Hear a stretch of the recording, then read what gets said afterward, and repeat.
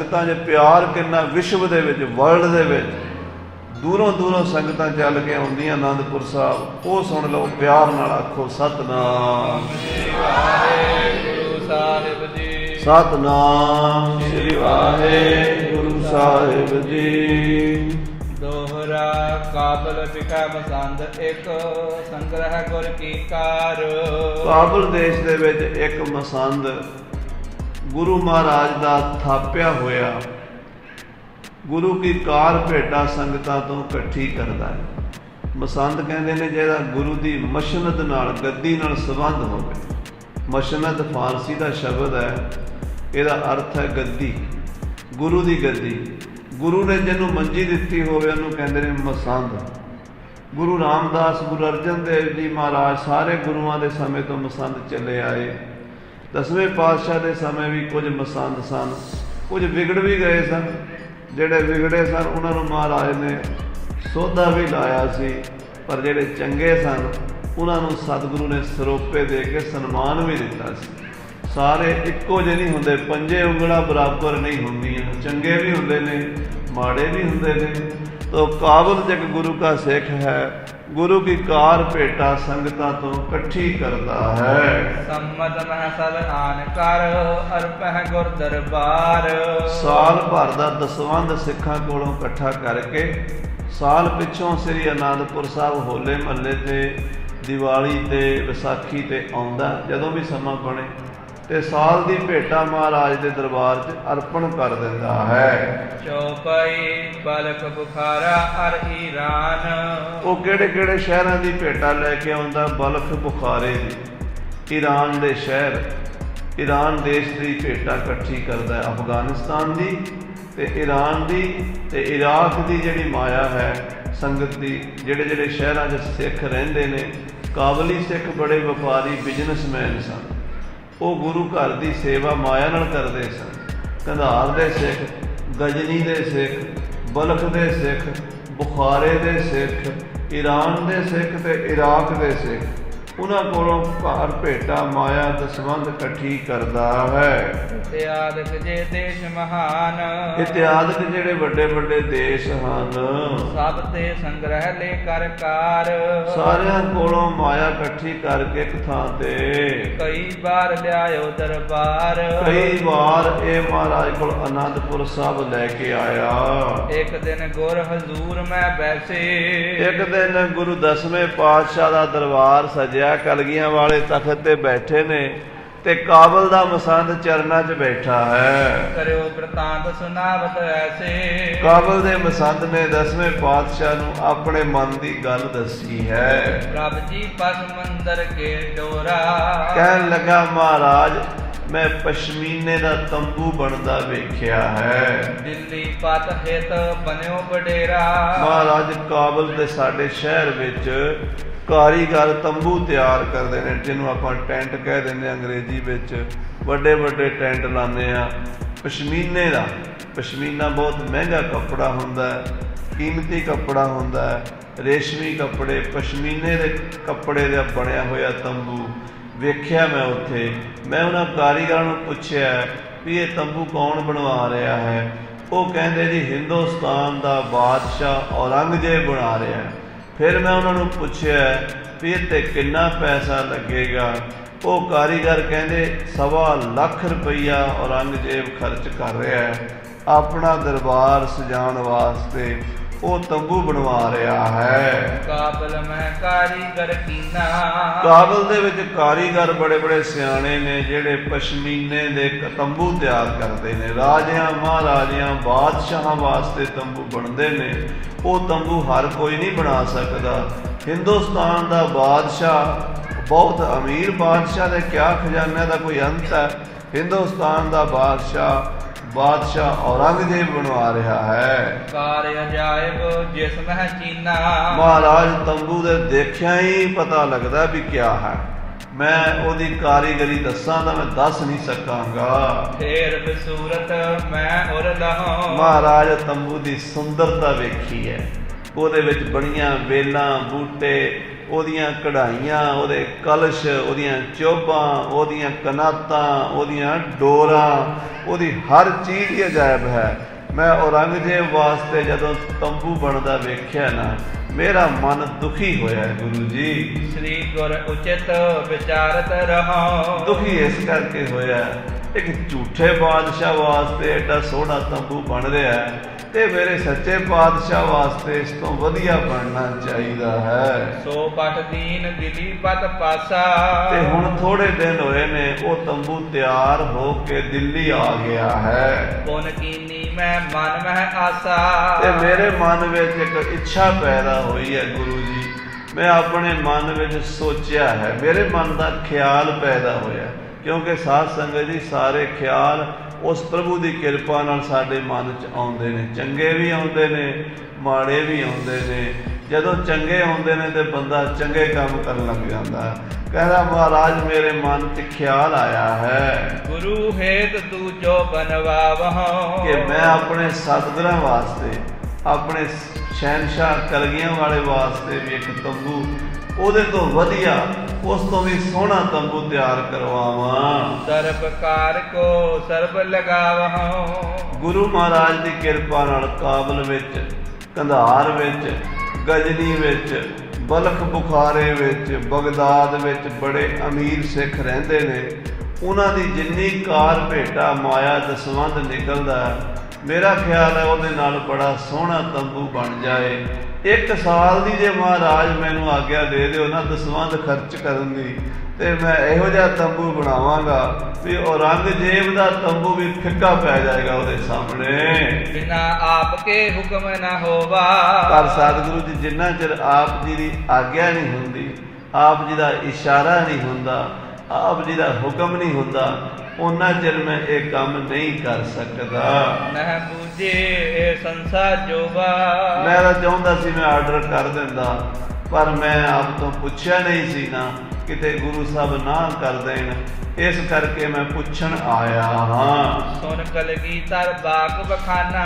ਸ੍ਰੀ ਗੁਰੂ ਗੋਬਿੰਦ ਸਿੰਘ ਜੀ ਮਹਾਰਾਜ ਆਪਣੇ ਪਿਆਰੇ ਮਸੰਦ ਦੀ ਦਿਲ ਦੀ ਭਾਵਨਾ ਜਾਣ ਗਏ। ਜਾਣੀ ਜਾਣ ਪਾਤਸ਼ਾਹ ਆਪਣੇ ਸਿੱਖ ਦਾ ਪ੍ਰੇਮ ਪੂਰਾ ਕਰਨ ਲਈ ਬੋਲ ਪਏ। ਅਬ ਕਾਬਲ ਕੋ ਕਰੋ ਪਿਆਨਾ। ਮਹਾਰਾਜ ਕਹਿੰਦੇ ਸਾਡੀ ਆਗਿਆ ਹੈ, ਜਾ ਹੁਣੇ ਕਾਬਲ ਨੂੰ ਪਿਆਨਾ ਕਰ ਜਾ। ਜਿਸ ਵਿਦ ਕੋ ਹੋਇ ਉਸ ਬਰ ਡੇਰਾ। ਜਿੱਦਾਂ ਦਾ ਡੇਰਾ ਬਣਿਆ, ਡੇਰਾ ਤੰਬੂ ਨੂੰ ਕਹਿੰਦੇ ਨੇ, ਜਿੱਦਾਂ ਦਾ ਤੰਬੂ ਬਣਿਆ ਹੈ, ਜਿੱਦਾਂ ਦਾ ਉਹ ਟੈਂਟ ਕਨਾਤਾਂ ਸਮੇਤ ਬਣਿਆ ਹੈ। ਕਿਆ ਕਿਆ ਬਨ ਹੈ ਕਹੋ ਇੱਕ ਬੇਰਾ। ਇੱਕ ਵਾਰੀ ਸਾਨੂੰ ਦੱਸ ਦੇ ਵੀ ਕੀ ਕੀ ਤਿਆਰ ਕਰੇਗਾ ਕਾਰੀਗਰ, ਉਸ ਤੰਬੂ ਵਿੱਚ ਕਿਹੜੀਆਂ ਕਿਹੜੀਆਂ ਸਹੂਲਤਾਂ ਹੋਣਗੀਆਂ, ਉਹ ਤੰਬੂ ਕਿੱਦਾਂ ਦਾ ਹੋਵੇਗਾ। ਕੌਣ ਤੈਂ ਜਾਏ ਤਿਆਰ ਕਰਵਾਵਹੁ। ਫਿਰ ਤੂੰ ਜਾ ਕੇ ਸਾਡੇ ਵੱਲੋਂ ਤੰਬੂ ਦਾ ਆਰਡਰ ਕਰਦੀ, ਕਾਰੀਗਰਾਂ ਨੂੰ ਕਹਿ ਦੇ ਵੀ ਵਧੀਆ ਤੋਂ ਵਧੀਆ ਤੰਬੂ ਤਿਆਰ ਕਰ ਦੇਣ। ਮਨ ਭਾਵਤ ਧਨ ਤਾਹੇ ਲਗਾਵਹੁ। ਜਿੰਨਾ ਪੈਸਾ ਲਾਣਾ ਚਾਹੁੰਦਾ ਲਾ ਲਵੀਂ, ਅਸੀਂ ਤੈਨੂੰ ਪੁੱਛਾਂਗੇ ਨਹੀਂ, ਅਸੀਂ ਤੈਨੂੰ ਕੁਛ ਨਹੀਂ ਕਵਾਂਗੇ। ਗੁਰੂ ਦਾ ਖਜ਼ਾਨਾ, ਮਹਾਰਾਜ ਕਹਿੰਦੇ ਨਾ, ਹਾਂ ਖੀਸਾ ਮੇਰਾ ਤੇ ਹੱਥ ਸਿੰਘਾ ਤੇਰਾ। ਆਖੋ ਸਤਿਨਾਮ ਸ੍ਰੀ ਵਾਹਿਗੁਰੂ। ਖੀਸਾ ਗੁਰੂ, ਖਜ਼ਾਨਾ ਗੁਰੂ ਦਾ ਹੀ ਹੈ। ਖਾਲਸਾ ਵਰਤਦਾ ਖਾਵੇਂ ਖਰਚੇ ਰਲ ਮਿਲ ਭਾਈ, ਤੋਟ ਨਾ ਆਵੇ ਵਧੋ ਜਾਈ। ਮਹਾਰਾਜ ਕਹਿੰਦੇ ਜਾ ਖਜ਼ਾਨਾ ਗੁਰੂ ਦਾ ਜਿੰਨਾ ਮਰਜੀ ਵਰਤਾਈ ਜਾਵੀਂ। ਸੁਨ ਮਸੰਦ ਕਹੈ ਪ੍ਰਭੂ ਮੁਕੰਦੰ। ਇਹ ਸੁਣ ਕੇ ਮਸੰਦ ਕਹਿਣ ਲੱਗਾ, ਹੇ ਮੁਕਤੀ ਦਾਤੇ ਸਤਿਗੁਰੂ ਜੀ, ਇੱਕ ਤੰਬੂ ਵਿੱਚ ਬਨਿਓ ਬਿਲੰਦੰ। ਮਹਾਰਾਜ ਉਹ ਇਦਾਂ ਦਾ ਟੈਂਟ ਹੈ, ਇਦਾਂ ਦਾ ਤੰਬੂ ਹੈ, ਉਹਦੇ ਵਿੱਚ ਇੱਕ ਬਹੁਤ ਵੱਡਾ ਤੰਬੂ ਐਸਾ ਜਿਹਦੇ ਵਿੱਚ ਲੱਖਾਂ ਲੋਕਾਂ ਦਾ ਇਕੱਠ ਬਹਿ ਸਕਦਾ ਹੈ।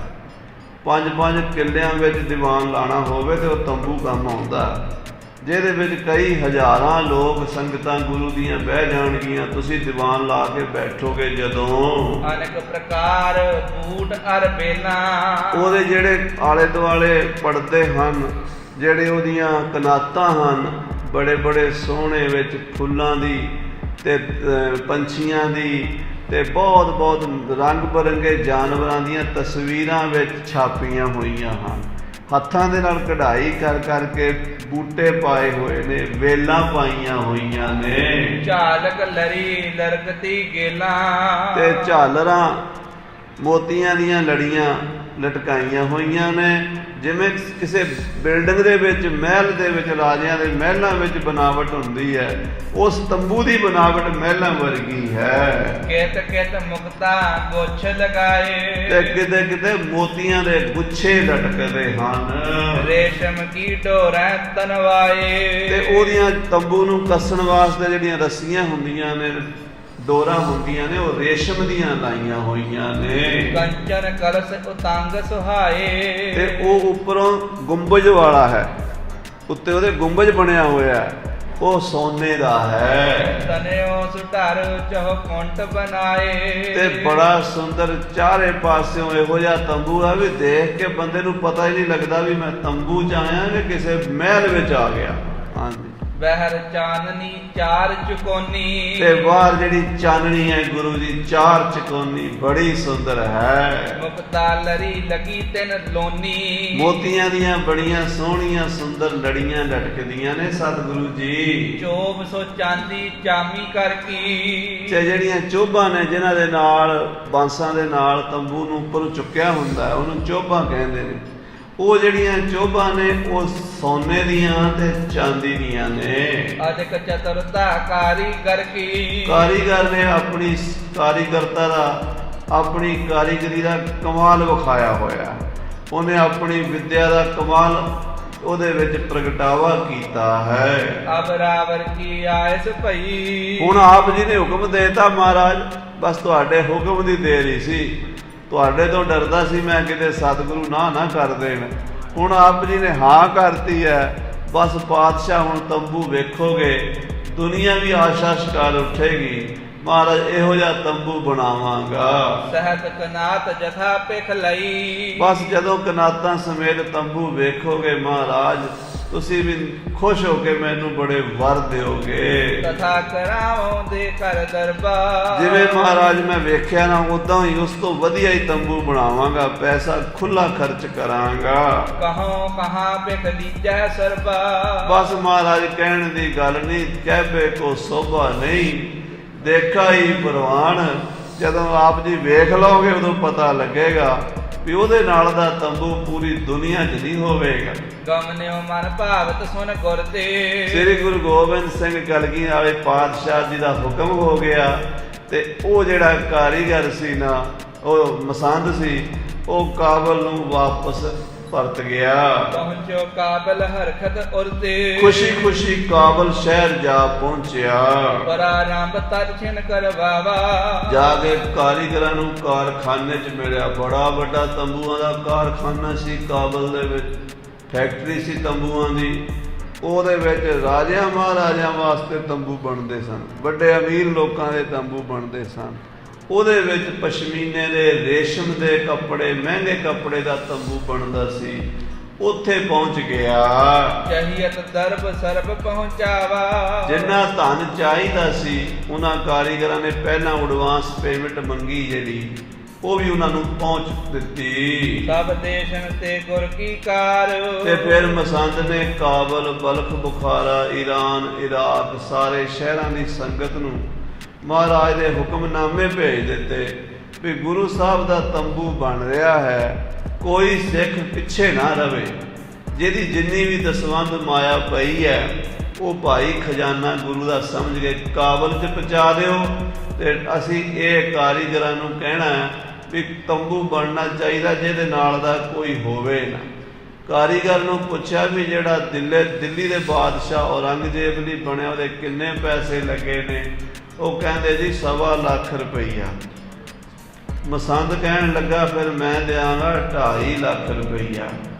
ਉਹਦੇ ਨਾਲੋਂ ਡਬਲ ਸੋਹਣਾ ਹੋਣਾ ਚਾਹੀਦਾ, ਜਿੰਨਾ ਉਹਦੇ ਤੇ ਸਮਾਨ ਲੱਗਾ ਉਹਦੇ ਨਾਲੋਂ ਡਬਲ ਸਮਾਨ ਲਾਣਾ ਹੈ। ਸੁੰਦਰਤਾ ਦੀ ਕੋਈ ਹੱਦ ਹੋਵੇ, ਇਹੋ ਜਿਹਾ ਤੰਬੂ ਤਿਆਰ ਕਰ ਦਿਓ। ਲੈ ਦਈ ਕਰਨ ਕੋ ਤਿਆਰ, ਕਹਿੰਦੇ ਸਤਿਗੁਰਾਂ ਦੇ ਵਾਸਤੇ ਸੰਗਤਾਂ ਨੇ ਦਿਲ ਖੋਲ ਕੇ ਮਾਇਆ ਦਿੱਤੀ। ਕਿਸੇ ਕੋਲ ਸਾਲ ਦਾ ਦਸਵੰਧ ਪਿਆ ਸੀ, ਕਿਸੇ ਕੋਲ 6 ਮਹੀਨੇ ਦਾ ਦਸਵੰਧ ਪਿਆ ਸੀ, ਕਈਆਂ ਨੇ ਆਪਣੇ ਦਸਵੰਧ ਤੋਂ ਵੱਧ ਕੇ ਮਾਇਆ ਦੇਤੀ। ਤੇ ਗੁਰੂ ਸਾਹਿਬ ਸੱਚੇ ਪਾਤਸ਼ਾਹ ਲਈ ਤੰਬੂ ਬਣਨਾ ਸ਼ੁਰੂ ਹੋ ਗਿਆ। ਬਾਰ ਬਾਰ ਕਹਿ ਕਰੀ ਤਗੀਦ, ਤੇ ਬਾਰ ਬਾਰ ਉਹ ਤੰਬੂ ਬਣਾਉਣ ਵਾਲਿਆਂ ਨੂੰ ਮਸੰਦ ਜਾ ਕੇ ਕਹਿੰਦਾ ਏਦਾਂ ਬਣਾਓ, ਇਸ ਤਰ੍ਹਾਂ ਦਾ ਬਣਾਓ। ਬਾਰ-ਬਾਰ ਉਹ ਜਾ ਕੇ ਕਾਰਖਾਨੇ 'ਚ ਦੂਜੇ ਤੀਜੇ ਦਿਨ ਬਹਿ ਜਾਂਦਾ, ਉਹਨਾਂ ਨੂੰ ਦੱਸਦਾ ਹੀ ਰਹਿੰਦਾ ਇਹ ਚੀਜ਼ ਨਹੀਂ ਲਾਣੀ, ਆਹ ਲਾਣੀ ਹੈ, ਆਹ ਕੱਪੜਾ ਨਹੀਂ ਲਾਣਾ, ਆਹ ਕੱਪੜਾ ਲਾਣਾ, ਆਹ ਮੋਤੀ ਨਹੀਂ ਲਾਣੇ, ਆਹ ਮੋਤੀ ਲਾਣੇ। ਉਹ ਨਿੱਕੀ ਤੋਂ ਨਿੱਕੀ ਚੀਜ਼ ਨੂੰ ਆਪ ਦੇਖਦਾ ਹੈ ਤੇ ਕਾਰੀਗਰਾਂ ਦੇ ਕੋਲ ਬਹਿ ਕੇ ਸ੍ਰੀ ਕਲਗੀਧਰ ਪਾਤਸ਼ਾਹ ਲਈ ਤੰਬੂ ਬਣਵਾ ਰਿਹਾ ਹੈ ਕਾਬਲ ਦੇ ਵਿੱਚ। ਜਿਮ ਤਰ ਕੇਸ਼ਰ ਨਿਕਟ ਰਸੀਦ, ਜਿਵੇਂ ਬਾਦਸ਼ਾਹ ਔਰੰਗਜ਼ੇਬ ਕੋਲ ਤੰਬੂ ਪਹੁੰਚਿਆ ਹੈ, ਉਸ ਤੋਂ ਡਬਲ ਮਾਇਆ ਲਾ ਕੇ, ਉਸ ਤੋਂ ਦੁੱਗਣੀ ਮਾਇਆ ਲਾ ਕੇ ਤਿਆਰ ਕਰ ਦਿਓ, ਇਹ ਕਾਰੀਗਰਾਂ ਨੂੰ ਕਹਿੰਦਾ ਰਹਿੰਦਾ ਹੈ। ਦਿਸਦੇ ਆਛੋ ਦੇਹੋ ਬਣਾਏ, ਕਹਿੰਦੇ ਉਸ ਤੋਂ ਅੱਛਾ ਤੰਬੂ ਬਣਾ ਦਿਓ। ਗੁਰ ਘਰ ਧਨ ਕੀ ਟੋਟ ਨਾ ਕਾਏ, ਤੇ ਕਾਰੀਗਰਾਂ ਨੂੰ ਕਹਿੰਦਾ ਵੀ ਪੈਸੇ ਦੀ ਚਿੰਤਾ ਨਾ ਕਰਿਆ ਜੇ। ਔਰੰਗਜ਼ੇਬ ਤੇ ਭਾਵੇਂ ਕੰਜੂਸੀ ਨਾਲ ਦਵੇ, ਪਰ ਕਲਗੀਧਰ ਕੰਜੂਸੀ ਨਹੀਂ ਕਰਦੇ। ਆਖੋ ਸਤਿਨਾਮ। ਉਹ ਤੇ ਉੱਥੇ ਮਾਇਆ ਦੀ ਕਮੀ ਕੋਈ ਨਹੀਂ, ਭਰੇ ਖਜ਼ਾਨੇ ਨੇ ਸੱਚੇ ਪਾਤਸ਼ਾਹ ਦੇ। ਬਿਮ ਬਨਵਾਵਤ ਭਾਪ ਹੁਕਾਲ, ਇਹ ਤਾਂ ਸਾਧ ਸੰਗਤ ਜੀ ਐਡਾ ਵੱਡਾ ਤੰਬੂ ਬਣਨ ਤੇ ਬਹੁਤ ਟਾਈਮ ਲੱਗ ਗਿਆ, ਕਈ ਸਾਲ ਲੱਗ ਗਏ। ਤੰਬੂ ਬੜਾ ਸੋਹਣਾ ਬਣਨਾ ਸੀ। ਇੱਕ ਜਿਹੜੀ ਵਧੀਆ ਚੀਜ਼ ਬਣਾਉਣੀ ਹੋਵੇ ਉਹ ਟਾਈਮ ਵੀ ਲੈਂਦੀ ਹੈ, ਪੈਸਾ ਵੀ ਲੱਗਦਾ ਹੈ, ਮਿਹਨਤ ਵੀ ਲੱਗਦੀ ਹੈ। ਕਾਫੀ ਸਮਾਂ, ਕਈ ਲਗਭਗ ਸਵਾ ਸਾਲ, 1.5 ਸਾਲ ਵਿੱਚ ਤੰਬੂ ਤਿਆਰ ਹੋਇਆ। ਅਤ ਸੁੰਦਰ ਸਭ ਕਰਿਓ ਵਿਸਾਲ, ਕਾਰੀਗਰਾਂ ਨੇ ਕਸਰ ਕੋਈ ਨਹੀਂ ਛੱਡੀ। ਪੈਸਾ ਚਾਹੀਦਾ ਸੀ ਉਹਨਾਂ ਨੂੰ, ਤਾਂ ਸੰਗਤ ਨੇ ਪੈਸੇ ਦੀ ਕਮੀ ਨਹੀਂ ਛੱਡੀ। ਸਿੱਖਾਂ ਨੇ ਆਪਣੇ ਗੁਰੂ ਤੋਂ ਸਭ ਕੁਝ ਵਾਰ ਸੁੱਟਿਆ। ਆਖੋ ਸਤਿਨਾਮ ਸ੍ਰੀ ਵਾਹਿਗੁਰੂ। ਤੇ ਗੁਰੂ ਦੇ ਪਿਆਰਿਆਂ ਨੂੰ ਤਾਂ ਹੀ ਤਾਂ ਕਲਗੀਧਰ ਕਹਿੰਦੇ ਨਾ, ਜਦੋਂ CID ਵਾਲੇ ਪੁੱਛਣ ਆਏ ਨਾ ਇੱਕ ਵਾਰੀ ਕਿ ਮਹਾਰਾਜਾ ਤੁਸੀਂ ਕਿਲੇ ਕੁਲੇ ਬਣਾਏ ਨੇ, ਤੁਸੀਂ ਤਾਂ ਸਾਧੂ ਹੋ, ਇੰਨਾ ਪੈਸਾ ਕਿੱਥੋਂ ਆਉਂਦਾ? ਫੌਜਾਂ ਨੂੰ ਕਿੱਥੋਂ ਖਰਚਾ ਦਿੰਦੇ ਹੋ? ਘੋੜੇ ਕਿੱਥੋਂ ਖਰੀਦਦੇ ਹੋ? ਇੰਨੇ ਮਹਿੰਗੇ ਸ਼ਸਤਰ ਤੋਪਖਾਨੇ ਕਿੱਥੋਂ ਬਣਾ ਲਏ ਨੇ? ਤੁਹਾਡੇ ਕੋਲ ਕਿਹੜਾ ਕੋਈ ਰਾਜ ਭਾਗ ਹੈ? ਤੁਹਾਡੇ ਕੋਲ ਕਿਹੜਾ ਜ਼ਮੀਨ ਜਾਇਦਾਦ ਹੈ? ਕਿੱਥੋਂ ਬਣਦਾ? ਸਾਧ ਫਕੀਰ ਕੋਲ ਇੰਨਾ ਪੈਸਾ ਕਿੱਥੋਂ, ਇੰਨੀ ਪ੍ਰਾਪਰਟੀ ਕਿੱਥੋਂ? ਤੇ ਕਲਗੀਧਰ ਕਹਿੰਦੇ ਪੰਥ ਖਾਲਸਾ ਖੇਤੀ ਮੇਰੀ, ਪੰਥ ਖਾਲਸਾ ਖੇਤੀ ਮੇਰੀ, ਪੰਥ ਖਾਲਸਾ ਖੇਤੀ ਮੇਰੀ, ਪੰਥ ਖਾਲਸਾ ਖੇਤੀ ਮੇਰੀ, ਪੰਥ ਖਾਲਸਾ ਖੇਤੀ ਮੇਰੀ, ਪੰਥ ਖਾਲਸਾ ਖੇਤੀ ਮੇਰੀ, ਪੰਥ ਖਾਲਸਾ ਖੇਤੀ ਮੇਰੀ, ਪੰਥ ਖਾਲਸਾ ਖੇਤੀ ਮੇਰੀ। ਕਰੋ ਸੰਭਾਲ ਸਦਾ ਇਨ ਕੇਰੀ, ਕਰੋ ਸੰਭਾਲ ਸਦਾ ਇਨ ਕੇਰੀ, ਕਰੋ ਸੰਭਾਲ ਸਦਾ ਇਨ ਕੇਰੀ, ਕਰੋ ਸੰਭਾਲ ਸਦਾ ਇਨ ਕੇਰੀ। ਜਿਵੇਂ ਕਿਸਾਨ ਆਪਣੀ ਜ਼ਮੀਨ ਚੋਂ ਸਭ ਕੁਝ ਕੱਢ ਲੈਂਦਾ ਤੇ ਆਪਣੀ ਜ਼ਮੀਨ ਨੂੰ ਪਾਲਦਾ ਵੀ ਹੈ ਨਾ। ਕਿਸਾਨ ਆਪਣੀ ਜ਼ਮੀਨ ਨੂੰ ਸਾਂਭਦਾ ਤੇ ਉਹਦੇ ਵਿੱਚੋਂ ਬੜਾ ਕੁਝ ਕੱਢ ਲੈਂਦਾ। ਮੈਂ ਆਪਣੇ ਖਾਲਸੇ ਵਿੱਚੋਂ ਹੀ ਸਭ ਕੁਝ ਲੈ ਲੈਂਦਾ। ਇਹ ਮੇਰੀ ਖੇਤੀ ਹੈ, ਇਹ ਮੇਰਾ ਦੇਸ਼ ਹੈ, ਇਹੀ ਮੇਰਾ ਵਤਨ ਹੈ, ਇਹੀ ਮੇਰਾ ਖਾਲਸਾ, ਮੇਰੀ ਜਾਨ ਕੀ ਜਾਨ, ਖਾਲਸਾ मेरो पिंड प्राण, खालसा हमारी सौज, खालसा हमारी मौज, खालसा हमारी फौज जीत की निशानी है, खालसा हमारी जान, खालसा हमारी आन, खालसा हमारी खान भोग मोग दानी है, खालसा हमारी चाल, खालसा हमारी ढाल, खालसा हमारी काल मोद की निशानी है, खालसा हमारी आन, खालसा हमारी जान। श्री गुरु गोबिंद सिंह बाणी ਉਹ ਬਖਾਨੀ ਹੈ। ਧੰਨ ਗੁਰੂ ਗੋਬਿੰਦ ਸਿੰਘ ਸਾਹਿਬ ਕਹਿੰਦੇ ਮੇਰਾ ਆਪਣਾ ਖਾਲਸਾ ਸਭ ਕੁਝ ਕਰ ਸਕਦਾ ਹੈ, ਤੇ ਉਸੇ ਖਾਲਸੇ ਤੇ ਆਪਣਾ ਪਰਿਵਾਰ ਵੀ ਵਾਰਿਆ। ਫਿਰ ਸਾਧ ਸੰਗਤ ਜੀ ਐਵੇਂ ਖਾਲਸੇ ਨਾਲ ਸਾਂਝ ਨਹੀਂ, ਗੁਰੂ ਖਾਲਸਾ, ਖਾਲਸਾ ਗੁਰੂ, ਐਨੀ ਵੱਡੀ ਸਾਂਝ ਹੈ। ਸਿੱਖਾਂ ਨੇ ਕਸਰ ਨਹੀਂ ਛੱਡੀ। ਲੱਖਾਂ ਰੁਪਈਆ ਗੁਰੂ ਤੋਂ ਕੁਰਬਾਨ ਕਰਨ ਵਾਲੇ ਸਿੱਖ, ਹਜ਼ਾਰਾਂ ਰੁਪਈਆ, ਕਿਸੇ ਨੇ 500, ਕਿਸੇ ਨੇ 1000, ਕਿਸੇ ਨੇ 10,000, ਦਸਵੰਧ ਵੱਡੇ ਵੱਡੇ ਸੇਠ ਸ਼ਾਹੂਕਾਰ ਬੈਠੇ ਸੀ ਕਾਬਲ ਦੇ ਵਿੱਚ, ਕੱਢ ਕੱਢ ਕੇ ਗੁਰੂ ਦੇ ਵਾਸਤੇ ਭੇਜ ਦਿੱਤਾ। ਦਿਨਾਂ ਵਿੱਚ 2.5 ਲੱਖ ਰੁਪਈਆ ਇਕੱਠਾ ਹੋ ਗਿਆ। ਤੰਬੂ ਦੀ ਲਾਗਤ ਕਾਰੀਗਰਾਂ ਨੂੰ ਦਿੱਤੀ ਗਈ। ਆਛੀ ਰੀਤ ਸਕਲ ਬਣਵਾਇਓ, ਬੜੇ ਪਿਆਰ ਨਾਲ, ਬੜੇ ਧਿਆਨ ਨਾਲ ਤੰਬੂ ਬਣਾਇਆ। ਹਰ ਚੀਜ਼ ਦੇ ਉੱਤੇ ਧਿਆਨ ਦਿੱਤਾ ਗਿਆ। ਨਿੱਕੀ ਤੋਂ ਨਿੱਕੀ ਵੀ ਚੀਜ਼, ਮਾੜਾ ਜਿਹਾ ਕਿੱਲ ਵੀ ਲਾਇਆ ਨਾ ਤੇ ਉਹ ਵੀ ਐਵੇਂ ਬੇਢੱਬਾ ਨਹੀਂ ਲਾਇਆ। ਹਰ ਚੀਜ਼ ਦੇ ਉੱਤੇ ਸਿੱਖਾਂ ਨੇ ਪੂਰੀ ਧਿਆਨ ਦੇ ਤਨਦੇਹੀ ਨਾਲ ਕੰਮ ਕਰਵਾਇਆ ਕਾਰੀਗਰਾਂ ਕੋਲੋਂ। ਚਹੀਅਤ ਜੇਤਕ ਦਰਬ ਲਗਾਇਓ, ਕਹਿੰਦੇ ਜਿੰਨਾ ਪੈਸਾ ਲੱਗਦਾ ਸੀ ਉਹ ਲਾਇਆ ਸਿੱਖਾਂ ਨੇ। ਸਵਾ ਲੱਖ ਇੱਕ ਸੰਮਤ ਕੇਰਾ। ਕਹਿੰਦੇ ਉਹ ਜਿਹੜੇ ਕਾਰੀਗਰ ਸੀ 1 ਸਾਲ ਦੀ ਜਿਹੜੀ ਮਿਹਨਤ ਸੀ ਨਾ ਉਹ 1.25 ਲੱਖ ਲੈਂਦੇ ਸੀ। ਉਹਨਾਂ ਦੇ ਬੰਦੇ ਬੜੇ ਸੀਗੇ, ਜਿਵੇਂ ਕਾਰੀਗਰਾਂ ਦਾ ਕਾਰਖਾਨਾ ਸੀ, ਉਹ ਜੇ ਸੈਂਕੜੇ ਬੰਦੇ ਨੌਕਰੀ ਕਰਦੇ ਸੀ, ਤਨਖਾਹਾਂ ਲੈਂਦੇ ਸੀ, ਉਹ ਸਾਰੇ ਕੰਮ ਕਰਦੇ ਸੀ, ਉਹਨਾਂ ਨੂੰ ਤਨਖਾਹਾਂ ਦੇਣੀਆਂ ਪੈਂਦੀਆਂ ਸੀ। ਉਹ ਜਿਹੜਾ ਉਹਨਾਂ ਦਾ ਵੱਡਾ ਕਾਰਖਾਨੇ ਦਾ ਮਾਲਕ ਸੀ, ਉਹਨੇ ਕਿਹਾ ਸਿੱਖ ਨੂੰ ਵੀ ਸਾਡਾ ਪੂਰਾ 1 ਸਾਲ ਦਾ ਖਰਚਾ ਤਨਖਾਹਾਂ ਦਾ, ਮਿਹਨਤ ਮਜ਼ਦੂਰੀ ਦਾ 1.25 ਲੱਖ ਲੱਗਦਾ ਹੈ। ਲੇਤ ਬਟੋਰਨ ਧਨ ਕਰ ਫੇਰਾ। ਕਹਿੰਦੇ ਉਹ ਮਾਇਆ ਇਕੱਠੀ ਕਰਕੇ ਸਿੱਖਾਂ ਨੇ ਦੇ ਦਿੱਤੀ। ਦਵੈ ਸੰਮਤ ਕੀ ਜੋ ਗੁਰਕਾਰ। ਕਹਿੰਦੇ 2 ਸਾਲ ਦੀ ਗੁਰੂ ਦੀ ਕਾਰ ਭੇਟਾ ਸੀ, 2.5 ਲੱਖ ਰੁਪਈਆ ਬਣ ਗਿਆ। ਸਾਲ ਦਾ 1.25 ਲੱਖ ਸੀ ਤੇ 2 ਸਾਲਾਂ ਦਾ 2.5 ਲੱਖ ਬਣ ਗਿਆ। ਉਹਦੇ 2.5 ਲੱਖ ਵਿਚਾਰ। 2 ਸਾਲਾਂ ਦਾ ਦਸਵੰਧ ਇਕੱਠਾ 2.5 ਲੱਖ ਹੋ ਗਿਆ। ਸੋ ਸਭ ਡੇਰੇ ਪਰ ਲਗਵਾਇਓ।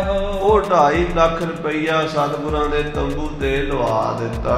ਬਹੁਤ ਚਾਤਰਤਾ ਸਹਿਤ ਬਣਵਾਇਓ। ਬੜੀ ਸਿਆਣਪ ਨਾਲ, ਬੜੀ ਹੁਸ਼ਿਆਰੀ ਨਾਲ ਤੰਬੂ ਬਣਿਆ। ਸੋ ਉਜਵਾਏ ਆਨੰਦਪੁਰ ਆਨਾ।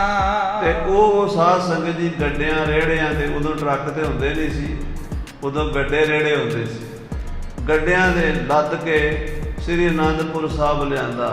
ਇਤਿਹਾਸਕਾਰਾਂ ਨੇ ਲਿਖਿਆ ਵੀ 100 ਤੋਂ ਉੱਤੇ ਗੱਡਾ ਸੀ, 100 ਗੱਡਾ, 100 ਤੋਂ ਉੱਤੇ ਗੱਡੀਆਂ ਸਨ, ਰੇੜੇ ਸਨ, ਜਿਨ੍ਹਾਂ ਉੱਤੇ ਉਹ ਤੰਬੂ ਲੱਦਿਆ ਗਿਆ ਸੀ। ਉਹਦੇ ਜਿਹੜੇ ਵੱਖਰੇ ਵੱਖਰੇ ਪਾਰਟ ਸਨ, ਉਹ ਕੋਈ ਕਿਤੇ ਦੇ ਉਹਨਾਂ ਦੀਆਂ ਕਨਾਤਾਂ, ਕਿਸੇ ਤੇ ਉਹਦੀਆਂ ਚੋਭਾਂ, ਕਿਸੇ ਤੇ ਉਹਦਾ ਹੋਰ ਕਲਸ਼, 100 ਗੱਡਿਆਂ ਤੇ ਲੱਦ ਕੇ, 1-2 ਗੱਡਿਆਂ ਤੇ ਨਹੀਂ ਲੱਦਿਆ ਗਿਆ, ਉਹ ਐਡਾ ਵੱਡਾ ਤੰਬੂ ਸੀ। 100 ਗੱਡਿਆਂ ਤੇ ਲੱਦਿਆ, ਕਾਬਲ ਤੋਂ ਚੱਲੇ ਤੇ ਸ੍ਰੀ ਅਨੰਦਪੁਰ ਸਾਹਿਬ ਲੈ ਕੇ ਆਏ। ਬਹੁ ਨਰ ਸੰਗ ਸੰਭਾਰਨ ਠਾਨਾ। ਤੇ ਸੈਂਕੜੇ ਬੰਦੇ ਉਹਨਾਂ ਗੱਡਿਆਂ ਨੂੰ ਸੰਭਾਲ ਕੇ ਲਿਆਏ ਨਾਲ, ਵੀ ਰਸਤੇ 'ਚ ਕੋਈ ਲੁੱਟ ਨਾ ਲਵੇ, ਕੋਈ ਨੁਕਸਾਨ ਨਾ ਹੋ ਜਾਏ, ਕੋਈ ਚੋਰੀ ਨਾ ਹੋ ਜਾਏ। ਸੈਂਕੜੇ ਦਾ ਸ਼ਸਤਰਧਾਰੀ ਸਿੱਖ ਵੀ ਨਾਲ ਆਏ। ਮਿਲਿਓ ਆਨ ਸਤਿਗੁਰ ਪਗ ਪਰਿਓ। ਸਤਿਗੁਰੂ ਕਲਗੀਆਂ ਵਾਲੇ ਪਾਤਸ਼ਾਹ ਵਾਸਤੇ ਆਲੀਸ਼ਾਨ ਸੁੰਦਰ ਤੰਬੂ ਲੈ ਕੇ ਕਾਬਲ ਦਾ ਮਸੰਦ ਪਹੁੰਚਿਆ। ਆ ਕੇ ਕਲਗੀਧਰ ਦੇ ਚਰਨਾਂ 'ਚ ਲੰਮਾ ਪੈ ਗਿਆ। ਤੇਰਾ ਤਿਆਰ ਨਿਵੇਦਨ ਕਰਿਓ। ਤੇ ਹੱਥ ਜੋੜ ਕੇ ਬੇਨਤੀ ਕੀਤੀ ਗਰੀਬ ਨਵਾਜ਼, ਆਪ ਜੀ ਦੀ ਕਿਰਪਾ ਨਾਲ ਤੰਬੂ ਤਿਆਰ ਹੋ ਗਿਆ ਤੇ ਪਹੁੰਚ ਗਿਆ ਸ੍ਰੀ ਅਨੰਦਪੁਰ ਸਾਹਿਬ। ਆਪ ਜੀ ਦਰਸ਼ਨ ਕਰ ਲਓ। ਗੁਣ ਪ੍ਰਭ ਸ੍ਰੀ ਮੁਖ ਹੁਕਮ ਬਖਾਨਾ। ਜਦੋਂ ਸਿੱਖ ਦੀ ਅਰਦਾਸ ਸੁਣੀ, ਦਸਮ ਪਾਤਸ਼ਾਹ ਨੇ ਹੁਕਮ ਦਿੱਤਾ, ਤਹ ਲਗਾਏ ਸੋ ਡੋਰਨ ਤਾਨਾ। ਮਹਾਰਾਜ ਕਹਿਣ ਲੱਗੇ, ਪਹਾੜ ਦੀ ਉੱਚੀ ਚੋਟੀ ਤੇ, ਅੱਜ ਕੱਲ੍ਹ ਜਿੱਥੇ ਤਖਤ ਸ੍ਰੀ ਕੇਸਗੜ੍ਹ ਸਾਹਿਬ ਹੈ, ਇੱਥੇ ਖੁੱਲਾ ਉੱਚਾ ਪਹਾੜ ਦੇ ਉੱਤੇ ਮੈਦਾਨ ਹੈ। ਮਹਾਰਾਜ ਕਹਿੰਦੇ ਉੱਥੇ ਦੂਰ ਦੂਰ ਤੱਕ ਸਫਾਈ ਕਰਕੇ ਉਹ ਤੰਬੂ ਲਵਾ ਦਿਓ। ਤਬ ਹੈ ਰਹਿਣਗੇ ਜਿਵੇਂ ਇਹ ਭਇਓ। ਮਹਾਰਾਜ ਕਹਿੰਦੇ ਫਿਰ ਵੇਖਾਂਗੇ ਵੀ ਤੰਬੂ ਕਿੱਦਾਂ ਲਾਇਆ, ਪਹਿਲਾਂ ਲਵਾ ਕੇ ਸਾਨੂੰ ਉਹਦਾ ਪੂਰਾ ਉਹਦੀ ਸੈਟਿੰਗ ਕਰਕੇ ਉਹ ਦਿਖਾਓ। ਜਦੋਂ ਵੇਖਾਂਗੇ ਪਤਾ ਲੱਗੇਗਾ ਵੀ ਕਿੱਦਾਂ ਦਾ ਤੰਬੂ ਬਣਿਆ ਹੈ। ਨਿਰੰਕਾਲ ਮੈਂ ਲਿਆਵਨ ਕੀਓ। ਕਿਉਂਕਿ 2-2.5 ਸਾਲ ਹੋ ਗਏ ਤੈਨੂੰ ਲੱਗਿਆਂ ਨੂੰ, ਜਿਹੜੀ ਇੰਨੀ ਮਿਹਨਤ ਕੀਤੀ ਔਰ ਇੰਨਾ ਪੈਸਾ ਲਾਇਆ ਹੈ, ਅਸੀਂ ਦੇਖੀਏ ਵੀ ਤੰਬੂ ਕੈਸਾ ਬਣਿਆ ਹੈ। ਲਗੇ ਫਰਾਸ਼ ਲਗਾਵਨ ਸੋਏ। ਸਾਧ ਸੰਗਤ ਜੀ, ਉਹ ਜਿਹੜੇ ਫਰਾਸ਼ ਤੰਬੂ ਲਾਉਣ ਦਾ ਕੰਮ ਕਰਦੇ ਆ, ਹਰ ਇੱਕ ਨੂੰ ਹਰ ਕੰਮ ਨਹੀਂ ਨਾ ਹੁੰਦਾ, ਹਰ ਇੱਕ ਕੰਮ ਦਾ ਆਪੋ ਆਪਣਾ ਤਜਰਬਾ ਹੁੰਦਾ ਹੈ। ਜਿਹੜੇ ਤੰਬੂ ਲਾਉਂਦੇ ਨੇ, ਟੈਂਟ ਵਗੈਰਾ ਲਾਉਂਦੇ ਨੇ, ਉਹਨਾਂ ਨੂੰ ਤਜਰਬਾ ਹੁੰਦਾ, ਉਹ ਫਰਾਸ਼ ਉਹਨਾਂ ਨੂੰ ਕਹਿੰਦੇ ਨੇ। ਥੱਲੇ ਕਲੀਨ ਵਿਛਾਣੇ, ਫਰਸ਼ ਵਿਛਾਣੇ, ਚਾਨਣੀਆਂ ਲਾਣੀਆਂ, ਤੰਬੂ ਲਾਣੇ, ਉਹਨਾਂ ਤੰਬੂਆਂ ਦੀ ਸਜਾਵਟ ਕਰਨੀ, ਦਰਵਾਜ਼ੇ ਬਣਾਉਣੇ, ਗੇਟ ਬਣਾਉਣੇ, ਫੁੱਲ ਵਗੈਰਾ ਲਾਣੇ। ਤੁਸੀਂ ਜਾਣਦੇ ਹੋ ਵਿਆਹਾਂ ਸ਼ਾਦੀਆਂ ਤੇ ਕੰਮ ਕਰਦੇ, ਉਹਨਾਂ ਦਾ ਤਜਰਬਾ ਹੁੰਦਾ। ਤੇ ਉਹ ਜਿਹੜੇ ਫਰਾਸ਼ ਕਾਬਲ ਤੋਂ ਹੀ ਆਏ ਸੀ ਸਪੈਸ਼ਲ, ਉਹ ਨਾਲ ਆਏ ਸੀ ਲਾਉਣ ਵਾਸਤੇ। ਉਹ ਜਦੋਂ ਆ ਗਏ, ਉਹ ਤੰਬੂ ਲਾਉਣ ਲੱਗ ਪਏ। ਕਨੀ ਕਨਾਤ ਚੁਫੇਰੇ ਜੋਏ। ਸ੍ਰੀ ਕੇਸਗੜ੍ਹ ਸਾਹਿਬ ਵਾਲੀ ਧਰਤੀ ਤੇ ਚਾਰੇ ਪਾਸੇ ਕਨਾਤਾਂ ਲਾਈਆਂ ਗਈਆਂ। ਬੂਟੇ ਨਿਕਸੇ ਬਾਗ ਮਨਿੰਦ। ਉਹ ਕਨਾਤਾਂ ਦੇ ਉੱਤੇ ਦੇਖਿਆ ਵੀ ਬੂਟੇ ਬੇਲਾਂ ਬਣੀਆਂ ਹੋਈਆਂ ਨੇ, ਕਿਤੇ ਸੇਬ ਦਾ ਬੂਟਾ ਤੇ ਉਹਨੂੰ ਸੇਬ ਲੱਗੇ ਨੇ, ਕਿਤੇ ਅਮਰੂਦਾਂ ਦਾ ਦਰਖਤ ਛਾਪਿਆ ਹੋਇਆ ਤੇ ਉਹਨੂੰ ਅਮਰੂਦ ਲੱਗੇ ਨੇ, ਕਿਤੇ ਕੇਲਿਆਂ ਦੇ ਬਾਗ ਲੱਗੇ ਨੇ ਤੇ ਕਿਤੇ ਸਾਧ ਸੰਗਤ ਦੀ ਨਾਰੀਅਲ ਦੇ ਬੂਟੇ ਨਜ਼ਰ ਆਉਂਦੇ ਨੇ, ਕਿਤੇ ਉੱਥੇ ਬੇਰਾਂ ਦੇ ਬੂਟੇ ਨਜ਼ਰ ਆਉਂਦੇ ਨੇ। ਏਦਾਂ ਲੱਗਦਾ ਵੀ ਤੰਬੂ ਨਹੀਂ ਹੈ, ਮਾਨੋ ਬਾਗ ਦੀ ਫੋਟੋ ਹੈ। ਆਖੋ ਸ੍ਰੀ ਵਾਹਿਗੁਰੂ, ਜਿਵੇਂ ਬਾਗ ਹੀ ਲੱਗਾ ਹੋਇਆ। ਹਾਂਜੀ, ਬਾਲ ਫੂਲਨ ਦਲ ਕਿਤ ਅਰਬਿੰਦ, ਕਹਿੰਦੇ ਕਿਤੇ ਕਮਲ ਦਾ ਫੁੱਲ ਖਿੜਿਆ ਹੋਇਆ ਦਿਖਾਇਆ ਗਿਆ ਹੈ, ਕਿਤੇ ਫਲਾਂ ਨਾਲ ਲੱਦੇ ਹੋਏ ਬੂਟੇ ਦਿਖਾਏ ਗਏ ਹਨ। ਕੋਨ ਤੰਬੂ ਤਾਨਿਓ ਤਿਸ ਮਾਹੀ, ਤੇ ਫਿਰ ਤੰਬੂ ਤਾਣ ਦਿੱਤਾ, ਉੱਪਰਲੀ ਕਨਾਤਾਂ ਨੂੰ ਲਾ ਉੱਪਰ ਵਾਲੀ ਚਾਨਣੀ ਲਾਈ ਹੈ। ਕੰਚਨ ਕਰਸ ਤੁੰਗ ਜੁਗ ਜਾਹੀ, ਉਹਦੇ ਉੱਪਰ ਜਿੱਥੇ 10ਵੇਂ ਪਾਤਸ਼ਾਹ ਨੇ ਬੈਠਣਾ, ਉੱਤੇ ਗੋਲ ਗੁੰਬਜ ਬਣਾਇਆ ਗਿਆ, ਸੋਨੇ ਦਾ ਕਲਸ਼ ਲਾਇਆ ਹੋਇਆ ਹੈ। ਪਸ਼ਮੰਬਰ ਬਹੁ ਬਰਨ ਬਰਨ ਕੇ, ਪਸ਼ਮੀਨੇ ਦੇ ਰੰਗ ਰੰਗ ਦੇ ਕੱਪੜੇ, ਕਿਤੇ ਹਰੇ ਨੇ, ਕਿਤੇ ਨੀਲੇ ਨੇ, ਕਿਤੇ ਲਾਲ ਨੇ, ਕਿਤੇ ਪੀਲੇ ਨੇ। ਦੀਪ ਹੈ ਦੂਰ ਆਕਾਰ ਤਰਨ ਕੇ, ਆਹ ਕਹਿੰਦੇ ਦਰਖਤਾਂ ਦੇ ਉੱਤੇ ਫੋਟੋਆਂ ਛਪੀਆਂ ਦੂਰੋਂ ਦਿਸਦੀਆਂ ਨੇ। ਚਾਰ ਚਕੋਨ ਕਲਸ਼ ਲਘੂ ਚਾਰ, ਤੇ ਛੋਟੇ 4 ਕਲਸ਼ ਹੋਰ ਨੇ, ਜਿੱਥੇ ਸਤਿਗੁਰੂ ਜੀ ਬੈਠਦੇ ਉੱਤੇ ਵੱਡਾ ਗੁੰਬਜ ਹੈ ਤੇ ਕੋਨਿਆਂ ਵਿੱਚ 4 ਹੋਰ ਕਲਸ਼ ਲਾਏ ਨੇ ਸੋਨੇ ਦੇ। ਨਿਪਤ ਮਹਾਦੁਤ ਗਨ ਗੁਲਜ਼ਾਰ, ਬੜੇ ਫੁੱਲਾਂ ਦੀ ਗੁਲਜ਼ਾਰ ਨਜ਼ਰ ਆਉਂਦੀ ਹੈ। ਤੰਬੂ ਹੈ ਕਿ ਮਹਿਲ ਬਣਿਆ ਕਿਸੇ ਮਹਾਰਾਜੇ ਦਾ, ਕੋਈ ਪਛਾਣ ਨਹੀਂ ਸਕਦਾ। ਬਹਿਰ ਜ਼ਰੀ ਝਾਲਰ ਚਲਕੰਤੀ, ਜਰੀ ਦੀਆਂ ਝਾਲਰਾਂ ਝਲਕਦੀਆਂ ਨੇ, ਦੂਰੋਂ ਚਮਕਾਂ ਪੈਂਦੀਆਂ ਨੇ ਵੀ ਸੋਨੇ ਦੀਆਂ ਕੰਧਾਂ ਬਣੀਆਂ ਹੋਣ, ਇਉਂ ਲੱਗਦਾ ਹੈ। ਅੰਤਰ ਮੁਕਤਾ ਲਰੀ ਚੁਲੰਤੀ, ਤੇ ਅੰਦਰ ਮੋਤੀਆਂ ਦੀਆਂ ਲੜੀਆਂ ਝੜਕਦੀਆਂ ਨੇ, ਲਮਕੀਆਂ ਹੋਈਆਂ ਨੇ। ਚਾਂਦੀ ਸਹਿਤ ਸੋ ਚਾਮੀ ਕਰ ਕੀ, ਚਾਮੀ ਗੱਲ ਸੋਨੇ ਨੂੰ ਕਹਿੰਦੇ ਨੇ, ਸੋਨੇ ਦੀਆਂ ਤੇ ਚਾਂਦੀ ਦੀਆਂ। ਚੋਬ ਖਰੀ ਜੁਗ ਘਾੜਤ ਵਰਗੀ, ਬੜੀਆਂ ਸੋਹਣੀਆਂ ਚੋਭਾਂ ਜਿਹਦੇ ਨਾਲ ਤੰਬੂ ਨੂੰ ਉੱਪਰ ਚੱਕਿਆ ਹੁੰਦਾ, ਸਪੋਰਟਾਂ ਲਾਈਆਂ ਹੁੰਦੀਆਂ ਨੇ, ਉਹ ਬਾਂਸ ਦੀਆਂ ਲੱਗੀਆਂ ਅੱਜ ਕੱਲ੍ਹ ਤਾਂ, ਪਰ ਉਸ ਵੇਲੇ ਸੋਨੇ ਦੀਆਂ ਤੇ ਚਾਂਦੀ ਦੀਆਂ ਚੋਭਾਂ ਲਾਈਆਂ ਹੋਈਆਂ ਨੇ ਉਸ ਤੰਬੂ ਦੇ ਵਿੱਚ। ਚਾਰੂ ਚਾਨਣੀ ਚਮਕ ਚੁਕੋਨੀ, ਤੇ ਚਾਨਣੀ ਸਤਿਗੁਰਾਂ ਦੇ ਉੱਤੇ ਜਿਹੜੀ ਆ ਉਹ 4 ਕੋਨਿਆਂ ਵਾਲੀ ਬਹੁਤ ਮਹਿੰਗੀ ਹੈ, ਬਹੁਤ ਕੀਮਤੀ ਹੈ। ਤਨੀ ਤਾਨ ਕਰ ਦੀਪ ਤਲੋਨੀ, ਕਹਿੰਦੇ ਮਨ ਨੂੰ ਮੋਹਦੀ ਹੈ ਉਹ ਚਾਨਣੀ ਜਿਹਦੇ ਥੱਲੇ ਕਲਗੀਆਂ ਵਾਲੇ ਪਾਤਸ਼ਾਹ ਨੇ ਬੈਠਣਾ ਹੈ। ਧਨ ਲਾਗਿਓ ਜੇ ਲੱਖ 28, ਉਹਦੇ ਉੱਤੇ 2.5 ਲੱਖ ਰੁਪਈਆ ਲੱਗਾ, ਜਿਹੜਾ ਔਰੰਗਜ਼ੇਬ ਵਾਸਤੇ ਬਣਿਆ ਸੀ ਉਹਦੇ ਤੇ 1.25 ਲੱਖ ਲੱਗਾ ਸੀ। ਜਿਹੜਾ ਕਲਗੀਧਰ ਪਾਤਸ਼ਾਹ ਲਈ ਬਣਿਆ ਤੰਬੂ, ਉਸ ਤੋਂ ਡਬਲ ਪੈਸਾ ਸਿੱਖਾਂ ਨੇ ਲਾਇਆ ਹੈ। ਆਸ ਡੇਰੇ ਕੋ ਹੇਰ ਗੁਸਾਈ, ਜਦੋਂ ਤੰਬੂ ਲੱਗ ਗਿਆ ਹੈ ਕੇਸਗੜ੍ਹ ਵਾਲੀ ਪਹਾੜੀ ਤੇ, ਕਲਗੀਆਂ ਵਾਲੇ ਪਾਤਸ਼ਾਹ ਘੋੜੇ ਤੇ ਬਹਿ ਕੇ ਆਪਣੇ ਮਹਿਲਾਂ ਤੋਂ ਉੱਥੇ ਆਏ ਨੇ ਤੇ ਆਪ ਉਸ ਤੰਬੂ ਨੂੰ ਵੇਖਿਆ ਹੈ। ਭਏ ਪ੍ਰਸੰਨ ਜਬੈ ਵਿੱਚ ਬਰੇ, ਜਦੋਂ ਤੰਬੂ ਦੇ ਵਿੱਚ ਵੜੇ ਨੇ, ਤੰਬੂ ਨੂੰ ਵੇਖਿਆ, ਉਹਦੀ ਸੁੰਦਰਤਾ ਵੇਖੀ ਹੈ, ਉਹਦੀਆਂ ਕਨਾਤਾਂ ਵੇਖੀਆਂ ਨੇ, ਉਹਦੀਆਂ ਚਾਨਣੀਆਂ ਵੇਖੀਆਂ ਨੇ, ਉਹਦੀਆਂ ਚੋਭਾਂ ਵੇਖੀਆਂ ਨੇ, ਉਹਦੀ ਬਨਾਵਟ ਵੇਖੀ ਹੈ, ਬੜੇ ਖੁਸ਼ ਹੋ ਗਏ ਹਨ, ਪ੍ਰਸੰਨ ਹੋ ਗਏ ਸੱਚੇ ਪਾਤਸ਼ਾਹ ਜੀ ਮਹਾਰਾਜ। ਮਾਤੁਲ ਅਦਕ ਸਰਾਹਨ ਕਰੇ, ਕੋਲ ਮਾਮਾ ਕਿਰਪਾਲ ਚੰਦ ਖੜਾ ਹੈ, ਉਹ ਵੀ ਵਾਹ ਵਾਹ ਕਰ ਉੱਠਿਆ ਹੈ। ਸਰਪ ਸਰੋਮਣ ਤੁਮ ਜਿਮ ਅਹੋ, ਮਾਮਾ ਕਿਰਪਾਲ ਚੰਦ ਕੀ ਕਹਿੰਦਾ ਸਤਿਗੁਰਾਂ ਨੂੰ? ਕਹਿੰਦਾ ਸੱਚੇ ਪਾਤਸ਼ਾਹ ਜੀ, ਜਿਵੇਂ ਤੁਸੀਂ ਸਾਰੀ ਦੁਨੀਆ ਤੋਂ ਸਰੋਮਣੀ ਹੋ, ਇਹਦੇ ਸੰਸਾਰ ਦੇ ਵਿੱਚ, ਇਸ ਪੂਰੀ ਧਰਤੀ ਉੱਤੇ ਤੁਹਾਡੇ ਵਰਗਾ ਕੋਈ ਨਹੀਂ ਹੈ। ਤੈਨੂੰ ਇਹ ਜਗ ਤੇ ਉੱਤਮ ਲਹੋ, ਤੇ ਇਵੇਂ ਮਹਾਰਾਜ ਦੁਨੀਆ ਦੇ ਤੰਬੂਆਂ ਤੋਂ ਇਹ ਤੰਬੂ ਵੀ ਵੱਖਰਾ ਹੈ। ਆਖੋ ਸਤਿਨਾਮ। ਜਿਵੇਂ ਤੁਸੀਂ ਸੋਹਣੇ ਹੋ, ਤੁਹਾਡਾ ਤੰਬੂ ਵੀ ਦੁਨੀਆ ਤੋਂ ਸੋਹਣਾ ਹੈ। ਸੁਨਿਓ ਦਿਲੇਸ਼ਰ ਟਿਕ ਅਸ ਗਇਓ, ਮਾਮਾ ਕਿਰਪਾਲ ਚੰਦ ਫਿਰ ਗੱਲ ਕਰਦਾ, ਕਹਿੰਦਾ ਸੁਣਿਆ ਔਰੰਗੇ ਕੋਲ ਵੀ ਏਦਾਂ ਦਾ ਤੰਬੂ ਬਣ ਕੇ ਗਿਆ ਹੈ, ਇਸਕੇ ਸਾਮ ਸੋ ਬਨਤ ਨਾ ਭਇਓ। ਪਰ ਹੁਣ ਪਤਾ ਲੱਗਾ ਵੀ ਉਹਦੇ ਤੇ 1.25 ਲੱਖ ਲਾਇਆ, ਇਹਦੇ ਤੇ 2.5 ਲੱਖ ਲੱਗਾ, ਉਹ ਇਹਦੇ ਅੱਧ ਵਿੱਚ ਵੀ ਨਹੀਂ ਪਹੁੰਚਦਾ। ਇਹ ਇੰਨਾ ਸੋਹਣਾ ਬਣਿਆ ਗੁਰੂ ਜੀ। ਅਪਰ ਕੋ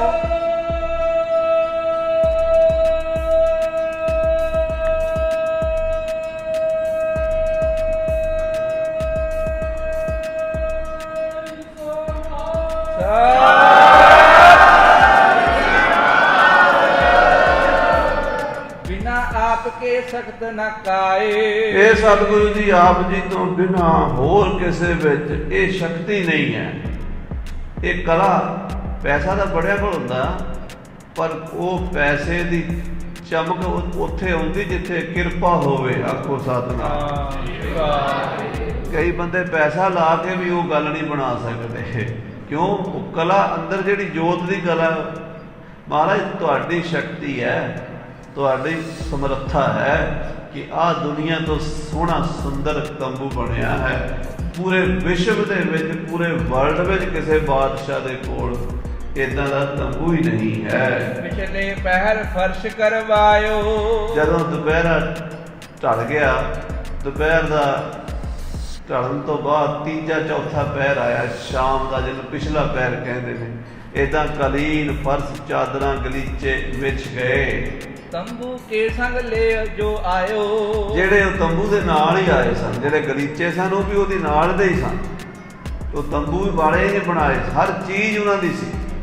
ਇੱਥੋਂ ਤੱਕ ਵੀ ਮਹਾਰਾਜ ਦੇ ਬੈਠਣ ਵਾਲਾ ਤਖਤ ਵੀ ਉਹ ਤਿਆਰ ਕਰਕੇ ਲਿਆਏ ਸਨ ਵੀ ਸਤਿਗੁਰੂ ਇੱਥੇ ਬੈਠਣਗੇ। ਪੂਰੀ ਸੈਟਿੰਗ ਕੀਤੀ ਹੋਈ ਸੀ ਉਹਨਾਂ ਨੇ। ਸਾਰਾ ਕੁਝ ਜਦੋਂ ਸੈੱਟ ਕਰ ਦਿੱਤਾ, ਲਾ ਦਿੱਤਾ, ਆਨ ਦੀਵਾਨ ਲਗਿਓ ਦਰਬਾਰ। ਹਜ਼ੂਰ ਦਾ ਦਰਬਾਰ ਸਜਿਆ। ਮਹਾਰਾਜ ਸੱਚੇ ਪਾਤਸ਼ਾਹ ਕਲਗੀਆਂ ਵਾਲੇ ਪਹਿਲੀ ਵਾਰ ਆਪਣੇ ਬੇਸ਼ਕੀਮਤੀ ਤੰਬੂ 'ਚ ਬੈਠੇ ਨੇ। ਬੈਠੇ ਸ਼ੋਭਤ ਗੁਰੂ ਉਦਾਰ। ਮੇਰੇ ਦਾਨੀ ਸਤਿਗੁਰੂ, ਪੁੱਤਰਾਂ ਦੇ ਦਾਨੀ, ਸਰਬੰਸ ਦਾਨੀ ਪਾਤਸ਼ਾਹ, ਐਡਾ ਵੱਡਾ ਦਾਨ ਦੇਣ ਵਾਲੇ ਦਾਨੀ ਸਤਿਗੁਰੂ ਬੈਠ ਗਏ। ਸਿੱਖ ਸੰਗਤ ਯਾਰ ਬ੍ਰਿੰਦ ਮਸੰਦ।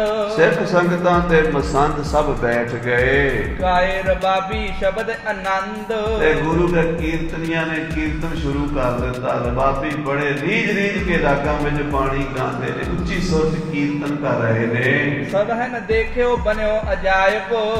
ਜਿੰਨੀਆਂ ਵੀ ਸੰਗਤਾਂ ਆਈਆਂ ਨੇ, ਗੁਰੂ ਦੇ ਪਿਆਰੇ ਆਏ ਨੇ, ਉਹ ਦੇਖ ਰਹੇ ਨੇ। ਜਿੰਨੇ ਵੀ ਦੇਖ ਰਹੇ ਨੇ, ਅੱਖਾਂ ਖੁੱਲੀ ਰਹਿ ਜਾਂਦੀਆਂ। ਕਹਿੰਦੇ ਐਸਾ ਤੰਬੂ, ਵਾਹ ਵਾਹ ਵਾਹ ਵਾਹ ਹੋ ਰਹੀ ਹੈ ਸਾਰੇ ਪਾਸੇ। ਹਰ ਖੈਰ ਦੇ ਉਚਿਤ ਇਹ ਸਾਹਿਬ।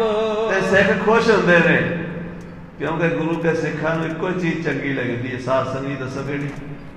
ਗੁਰ ਸਿੱਖਾਂ ਕੇ ਮਨ ਭਾਵੰਦੀ, ਗੁਰ ਸਤਿਗੁਰ ਕੀ ਵਡਿਆਈ। ਗੁਰੂ ਕੇ ਸਿੱਖਾਂ ਨੂੰ ਆਪਣੇ ਗੁਰੂ ਦੀ ਵਡਿਆਈ ਚੰਗੀ ਲੱਗਦੀ ਹੈ, ਬਸ, ਹੋਰ ਨਹੀਂ। ਸੇਵਕ ਸਿੱਖ ਸਭ ਵੇਖ ਵੇਖ ਜੀਵਨ, ਉਹਨਾਂ ਅੰਤਰ ਹਿਰਦੈ ਭਾਈ। ਗੁਰੂ ਕੇ ਸਿੱਖ ਆਪਣੇ ਗੁਰੂ ਦੀ ਸੋਭਾ ਵੇਖ ਵੇਖ ਖੁਸ਼ ਹੁੰਦੇ ਆ, ਜੀਂਦੇ ਆ। ਨਿੰਦਕ ਦੁਸ਼ਟ ਵਡਿਆਈ ਵੇਖ ਨਾ ਸਕਨੀ, ਉਹਨਾਂ ਭਰਾਇਆ ਭਲਾ ਨਾ ਸੁਖਾਈ। ਦੂਜੇ ਪਾਸੇ ਦਾ ਵੀ ਮਹਾਰਾਜ ਨੇ ਜ਼ਿਕਰ ਕਰ ਦਿੱਤਾ। ਗੁਰੂ ਕੇ ਪਿਆਰਿਆਂ ਨੂੰ ਚਾਹ ਚੜ ਗਿਆ, ਅੱਜ ਮੇਰੇ ਪਾਤਸ਼ਾਹ ਦਾ ਤੰਬੂ ਹੈ, ਚਲੋ ਦਰਸ਼ਨ ਕਰੀਏ। ਸੰਧਿਆ ਲਗ ਥਿਰ ਹੋਏ ਹਰ ਖਾਏ। ਰਹਿ ਰਾਸ ਦੇ ਪਾਠ ਤੱਕ ਦੀਵਾਨ ਸਜਿਆ ਰਿਹਾ।